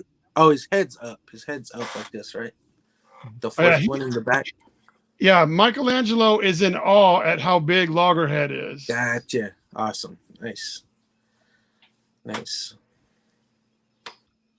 Cool. So that's what I've been doing since I've been here. All right, so I fixed my multiple man. Have you guys? I'm at the point, it hasn't broke it yet, but I'm at the very, very end. You know how you haven't broke the piece yet. The last little bit needs to be done right, or it's all gonna go to shit. And you have that little corner. I don't want to fucking do it. Well, let's see it. No, is there is it one corner that's needs to be done? Oh, you got that top. That's the main piece. So that's the focal point. So it's gonna be Batman on top over everything. All right. Nice. I think you need to do the one where he's leaping, down. I like it. It's great. That's cool. Yeah, it's good layout. Oh man! All right, here we go. Armando, let's see what you're working on. Expensive tool. Oh, okay. Well, I did this. This one's finished. I don't know if Armando's like, man, I might need to add some paint to it, but I did this. This is one of my submissions. Oh, I remember seeing that. your prototypes for this, I guess. Yeah, I need to add some paint, I think, to kind of blend it out, but it came out all right. And then let me get this dead man here. I let the ink dry on it. Oh. My messy table. You see my workspace? It's all This is No, that's a sign of genius right there. It's got toys. Like I don't even know why is this here. I'm not drawing Rocketeer. I'm not drawing Rocketeer or anything. He's just right here. Like he's inspiration. He's inspiration. A bowl and I don't know. And then so this is the dead man. Oh wow. That's just kind of working on now. I don't. Yeah, I like that. I don't know where it's. I'm totally feeling that. That is. Yeah. I did this. This is kind of based off. I did a commission a while back of a friend. Her son is in a metal band, and this layout was the same picture. So I said, this would be cool for like a dead man. So I just used it, and I got to figure out where I'm going to go with it. I don't know, but yeah, that's kind of what I'm working on now, I guess. And I did some commissions. So how many are you thinking about submitting? How many pieces? So there's the limit, I think, is 10. So I'm gonna try to submit 10 because I want all my options to be there. Like I want them to be like, oh, this guy's trash, but this guy's good, and it's the same. It's me. Submit it under like you can submit it under different names. This is good, right? This is Armand. This is Mondo. This is Joe. This and they're all in a family. The Ramirez's. Danny's doing 3, man. His look amazing. Man, I don't know if he's gonna digital color his or if he's gonna traditional, but he's doing it. I'm doing straight like color on mine, like mixed media paint, like just because I want, I might do one black and white and maybe do it digital. I don't know, but. I don't know how he's gonna do his yet, but we'll see. Yeah. I'm excited to see. I gotta figure out what I'm gonna do for my sequential. I don't know. I have not seen your sequentials at all. I don't think I've seen any of your sequentials before. I don't know if I have my portfolio. My portfolio might be at the shop. Floating around, Armando, for the sequentials. I don't. Damn. Yeah, I don't know. I think I have all my portfolios at my wife's shop. Sometimes I keep my stuff there to work because there's a workspace up there. I don't know. I have to dig for it, but I don't. Don't say that on camera. Somebody's gonna go to your wife's shop and like lift your sequentials. They'd have to find it first. It's upstairs. It's a mess. But yeah, we'll see. I don't know. What the hell? We'll see what I have to do. I don't. My mind is so sporadic. I'm barely getting back into this groove of doing stuff, and I'm all over the place. I'm like, I want to work on this. I want to work on this. Now I want to work on this. And you're like Brian. Brian has a new business proposal. Every time I talk to him, I see all these new things that he's jumping into. He's an idea man. He's an artist, but he's an idea guy too. I really cannot wait to use these. So Armando, he got in contact with Dan Fraga and got advice on how to on these stuff. These are my sculpting tools for sculpting clay that I've never done before in my life, but I bought the kit to try to do it. Oh yeah, man. He's going to be a sculptor. He's going to add that to his list of accolades. He's going to be a sculptor. What is that? This is the that's the quill pen. Okay, yes, the crow quill, is that what that's called? Or I don't. Anyway, it's my dad was he's an art major. We talked about it a little bit but the first thing I ever learned was, and it almost turned me away from art, was oil paints. He did oil paints and sculpting, and I mean that was he was a fine artist. He did all that stuff. So that was the first thing he decided to teach. Yeah, like to teach me, and I was like, I don't want to do this shit. Like, we gotta wait hours for it to dry. I know. We gotta mix them. Give me the paint thinner. I'm like, what the fuck, paint thinner? Like, why are we? So like that was a little. But I learned how to do it. But then when I found out, wow, I can do like drawing and inks, and that's a lot easier. Watercolors. So I think that's what kind of gravitates. But yeah, so it's good to learn everything. I feel like. I feel like it's good to do everything because it gives you a sense of inspiring on your next piece, or if you learn something with clay, you might apply it to watercolor or oils or whatever. It's a good thing And to have. I think Brian is probably going to be pleasantly surprised when he starts doing sculpting that it probably will come natural to you, because when you start thinking, like, I think when you draw, you think three-dimensionally, even though it's on a 2D space, and it's a matter of just being able to manipulate clay to think how you think visually. I'm not saying that's going to be easy, but you may surprise yourself, Brian. We might be seeing Loggerhead toys coming out pretty soon. That's cool. I'm taking an abomination figure and modding it, and I'm kit bashing it with clay to put a loggerhead in a shell and make it all loggerhead, and then I'm going to take that, break it apart, and I'm going to cast it so that I can make multiple versions to sell to people or whatever I'm going to do with them. But I want to try to make my own toys. It's awesome. Have you Googled like toy customizers that take Marvel Legends figures? Oh my gosh, they look better than Marvel Legends figures. Oh my God, man. I was like looking, I was like, where are these? The toys I want to buy? They just look so good. I messaged a guy on Instagram because like I have lots of toys. Like I'm a child. And I was like, man, dude, I want like custom piece. So I'm thinking like it's gonna be the price of a toy, but I didn't think in my head, it's a form of art. It is. It's a form of art. I didn't think of that.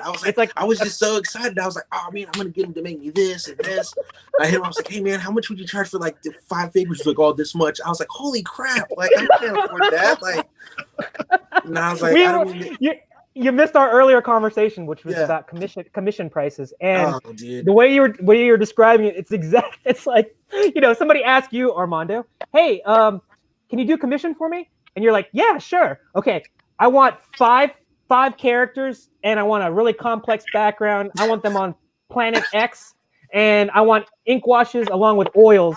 And if you can, work in some sort of 3D part where it actually feels like the characters are coming out of it.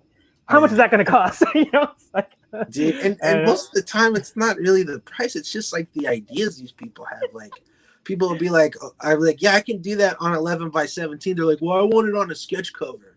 And I'm like, okay, man, like, I can't do that. Like, I could, the faces will be really tiny and, and stuff. And, and I don't know, people with commissions are wild. I mean, I'm very grateful for people for reaching out, but sometimes it's just like, Well, now that we have you on here, who's another commission exhibitor who does commissions. Yeah.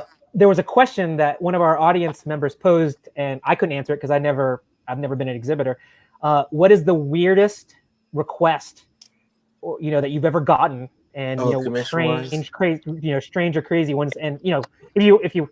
I think some people couldn't say what some of the things that they were asked. I'm very fortunate that I haven't had anybody strange requests. Wanted anyone like too graphic or sexual, because I would have to be like, no, I'm not doing that. But I to this day I haven't had. I've had some like funny, very clever ones. Like I had one of Admiral Akbar on a Green Lantern Star Trek cover, and he's like, that'd be cool. He's like, he's and the guy's really an awesome collector and a great guy. And he's like, I just collect these, and I was like, that's really clever. Like, so I drew him giving the Spock, It's a trap. Yeah, it's a trap. But yeah, I don't think I've had any like weird. We were at a con one time, and this was really funny. And Danny had to do a cow book, like for a children's book or something. He had to draw, and he's like, "Man, I'm never drawing cows ever again. Like, I hate drawing cows. Like, they're hard to draw. Like, I don't want to draw cows again. Like, so we're and this was like a heavily anime, convention kind of thing. So people were asking all kinds of weird stuff. Oh, this character has like tentacles and like this person's weird, and I'm like, okay, I'm not. I'd have to Google it, but it's fun, and I do. So this one girl, she asked like, is there anything that you won't draw? And he's like, well, no, I'm pretty like open, but cows maybe. Like he did it as a joke, and she was like, I want a cow, and she had this story about her best friend owned a cow, and it was his pet cow, and like, I don't know, something crazy. And then he died, and I have this really bad. Yes, but anyway, then you have to draw a story. And he was like, "Man, I don't know. I really don't." And Danny's he's a great guy, but like, he's very like, he's straightforward. Like, I don't want to do something. I don't, or like, he'll call something trash. Like, well, like he's just a very honest, straight dude. And so it's like, I don't know if I want to do that. Like, and no, he's like, he didn't care about her story. He's like, no, I'm good. Like, she sat there and convinced him for like 45 minutes, and he finally drew this cow for her. That's and she was like ecstatic. But that was like the extent I think of seeing something pretty kind of weird. Yeah. Oh, you want to see a badass cow? Hey Jason, you got your what's his name? Pure something beef or grade A? I don't know. ground chuck, I think, something like that. Oh yeah. Okay. Cool. This is a thing that Jason did on his Turtle Tuesday show. It's a Teenage Mutant Ninja Turtle, side character. But look at this. Oh, nice. That's an awesome cow. That's it was actually a lot of fun. I was a little afraid it wouldn't be fun to draw. That's dope. Man. It looks like he's. I mean, you really captured. Cool. It looks like he's coming out of off the page. Hell yeah, that's awesome. Like yeah, great. That's dope. That's super cool, man. Got to show that to Danny, so that way he can get back in the drawing. Draw your cows like this. What was that? Y'all remember that show? It was about these cowmen, but they were like, it was a cartoon. Wait, look, and they were these like, right? They were what? I think Jason knows. Yeah, Jason knows. There's 3 of them. Yeah, it's funny because when I was drawing that's what I was talking about. It reminded me of that TV show where they were like these they're called like something like cow or something. And it, like, Google it right now. Letters. Something. Cowboys of Moo Mesa. That's yeah. There it is. I was going to say, Wanda, just watch the past episode of Turtle Tuesdays on Jason's show, and you'll get the inside scoop on this. Dude, look at this goofy. Look at this goofiness, man. Like, all right, guys, I finished up my piece. You guys want to see it? Okay. Yes. Yeah. Let's check it out. Can you hear me? You finished your piece? I just finished up my piece. You guys want to see it? Yeah. I got you isolated right now, so you can. Here we go. Whoa! Look at that. Crazy, man. Hey, you knocked out that Batman pretty quick, dude. Nice. Joe's just quick in general. Look at that. Lots of like nice little and it's all done in ink pen too. Just wow. Good stuff. Just straight ink pen. It's pretty good, man. I like it. I like it a lot. The only thing that got away Green Lantern got away from me a little bit, but other than that, I was pretty happy with it. What made you pick those characters? He flipped a coin. So when did I pick them? Yeah, like why'd you choose those characters for your study? It's just I knew I had to draw Flash, and I knew I was probably going to draw Batman, but other than that, I just sort of grabbed some random characters. Yeah. I mean, anything nowadays. Look at so that was during this. That could be an actual team, man. But yeah. In comics, they have Savage. They have. I mean, Marvel has Savage Avengers where they had Conan and Wolverine. Yes. And whatever that goofiness is. I never thought Punisher and Conan the Barbarian would be in the same. Yeah. And then you got Cosmic Ghost Rider too. And, and you got like Punisher, War Machine. Dark Avengers, and then every character is Venomized. And so like it's like every character. So I think it's like Marvel is famous for beating a dead horse. Yeah. But it's I think a lot of the companies are just in different ways. I mean, Batman's the most beaten dead horse out there. I mean, you think about it. I love Batman, but it's like every time I turn around, it's like kill and what do you say? You dropped out, Joe. What did you say? Oh, I don't think he hears us. Oh. Let me drop out and come back in. I'm gonna leave. Okay. I don't know if I can, but I'm gonna leave. I think he's the host of the show. Can you leave? He's gonna cut everybody off without leaving everybody. Like, actually, we'll see what happens. All right, here we go. Wow, he's really breaking up. I don't know if am I allowed to leave? I don't know. We'll find out. Oh, okay. There you go. Oh, we're still good. I still see him. Yeah, like every time I turn around, it's Batman in a scuba suit, or Batman with a Green Lantern ring, or Batman who laughs, Batman who's. You're right. You're right. I'm like, God, geez, like, come on. Well, they got to, he's their flagship character. He's part of it works though, man. Hey, pay the bills. That's what I say. DC Trinity, they gotta keep their three characters out in front, So yeah, exactly. So can you is it still a big secret? I mean, what are you doing for your sequentials? Do you have like a story that you're? Oh no, I can talk about it. I haven't decided yet. I have to look up and see if I want to actually pull like an actual script that they have, or if I'm just gonna. Yeah, that's what I was curious about, because DC, like we were talking about DC doing this because of this whole thing, because I think it's harder for them to it's like, why not go ahead and exploit the talent pool, and you can kind of people can like come up with like original stories, and it's like, oh, we can kind of get original stories from it. It's like, when it comes to the big two, I feel like they're just looking to have an edge on anybody else, like no matter what it is. Like it doesn't necessarily have to be new stories, new talent, just something different, something fresh. If we can use this person, if it gets people's attentions, if it sells books. So in a sense, they are looking to like, okay, we are looking for talent, we are looking for work, but it's something that we can slap on a book and people will buy, variants of it or whatever. Then so is there like a I haven't looked into the details. Is there like a big NDA type thing on there where you basically when you submit, like especially if you're doing sequentials, if you decide to do your own story, do you have to like say you're relinquishing the rights to like your story idea in your submission? Because it's just for a review. Like it's not it's for a review with Jim Lee and I forgot the other editor. I think his name is I want to say his name is like Register or something like that. It's kind of a weird name, but and he's the head of DC Animation. Yes. Or Warner Brothers. Yes, Warner Brothers. Yes. So it's mostly just to see your talent. Like ideally, I could probably still submit a Marvel story, and if they wanted to review it, they could review it. But they probably wouldn't.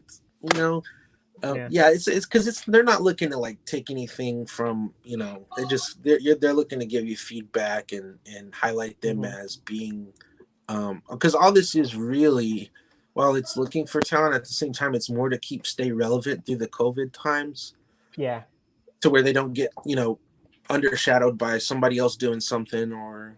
Yeah, because Valiant is doing virtual portfolio reviews as well. Yeah, Danny, we submitted to them too. But good. You guys are.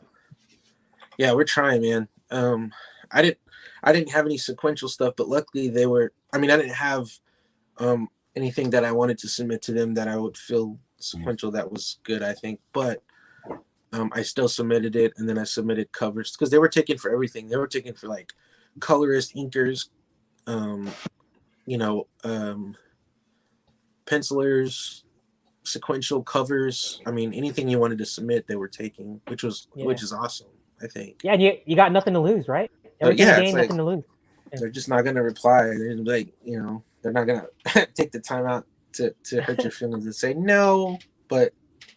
But yeah, so a lot of players, dude, and like somebody sent me a thing for Artsia, that brand, the art brand Artsia or Artsea, or they're hosting a comic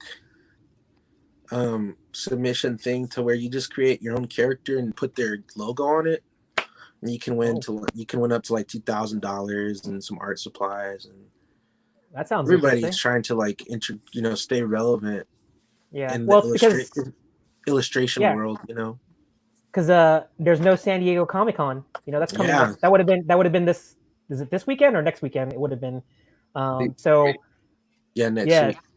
So that's sort of like that's the crowning event of every comic nerd in the world to go to. So and it's not happening. So I think they're doing a virtual one, I think, which I've done a couple of virtual cons, and I don't really know how they work, because the ones that I've done, they've been like, here's the link, or give us the link to your profiles or whatever, and then we'll schedule a time to go live, and then you just go live.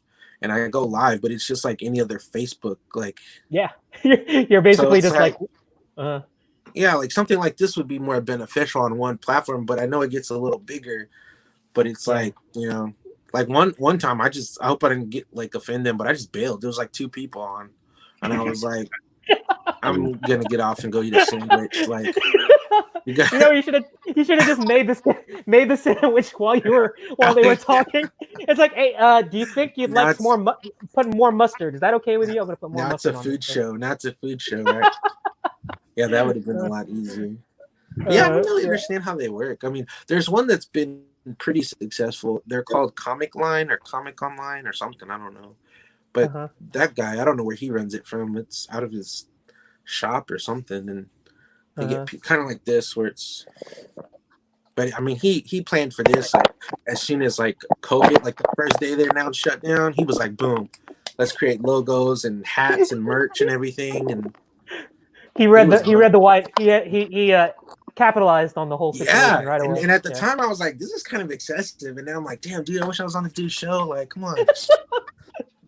But it's pretty cool. I applaud anybody and everybody who's made a presence, and like what you guys are doing and what everybody else is doing is fantastic. I mean, it's amazing. I don't have the capacity to try to do that. Like, all of you guys live stream on your own.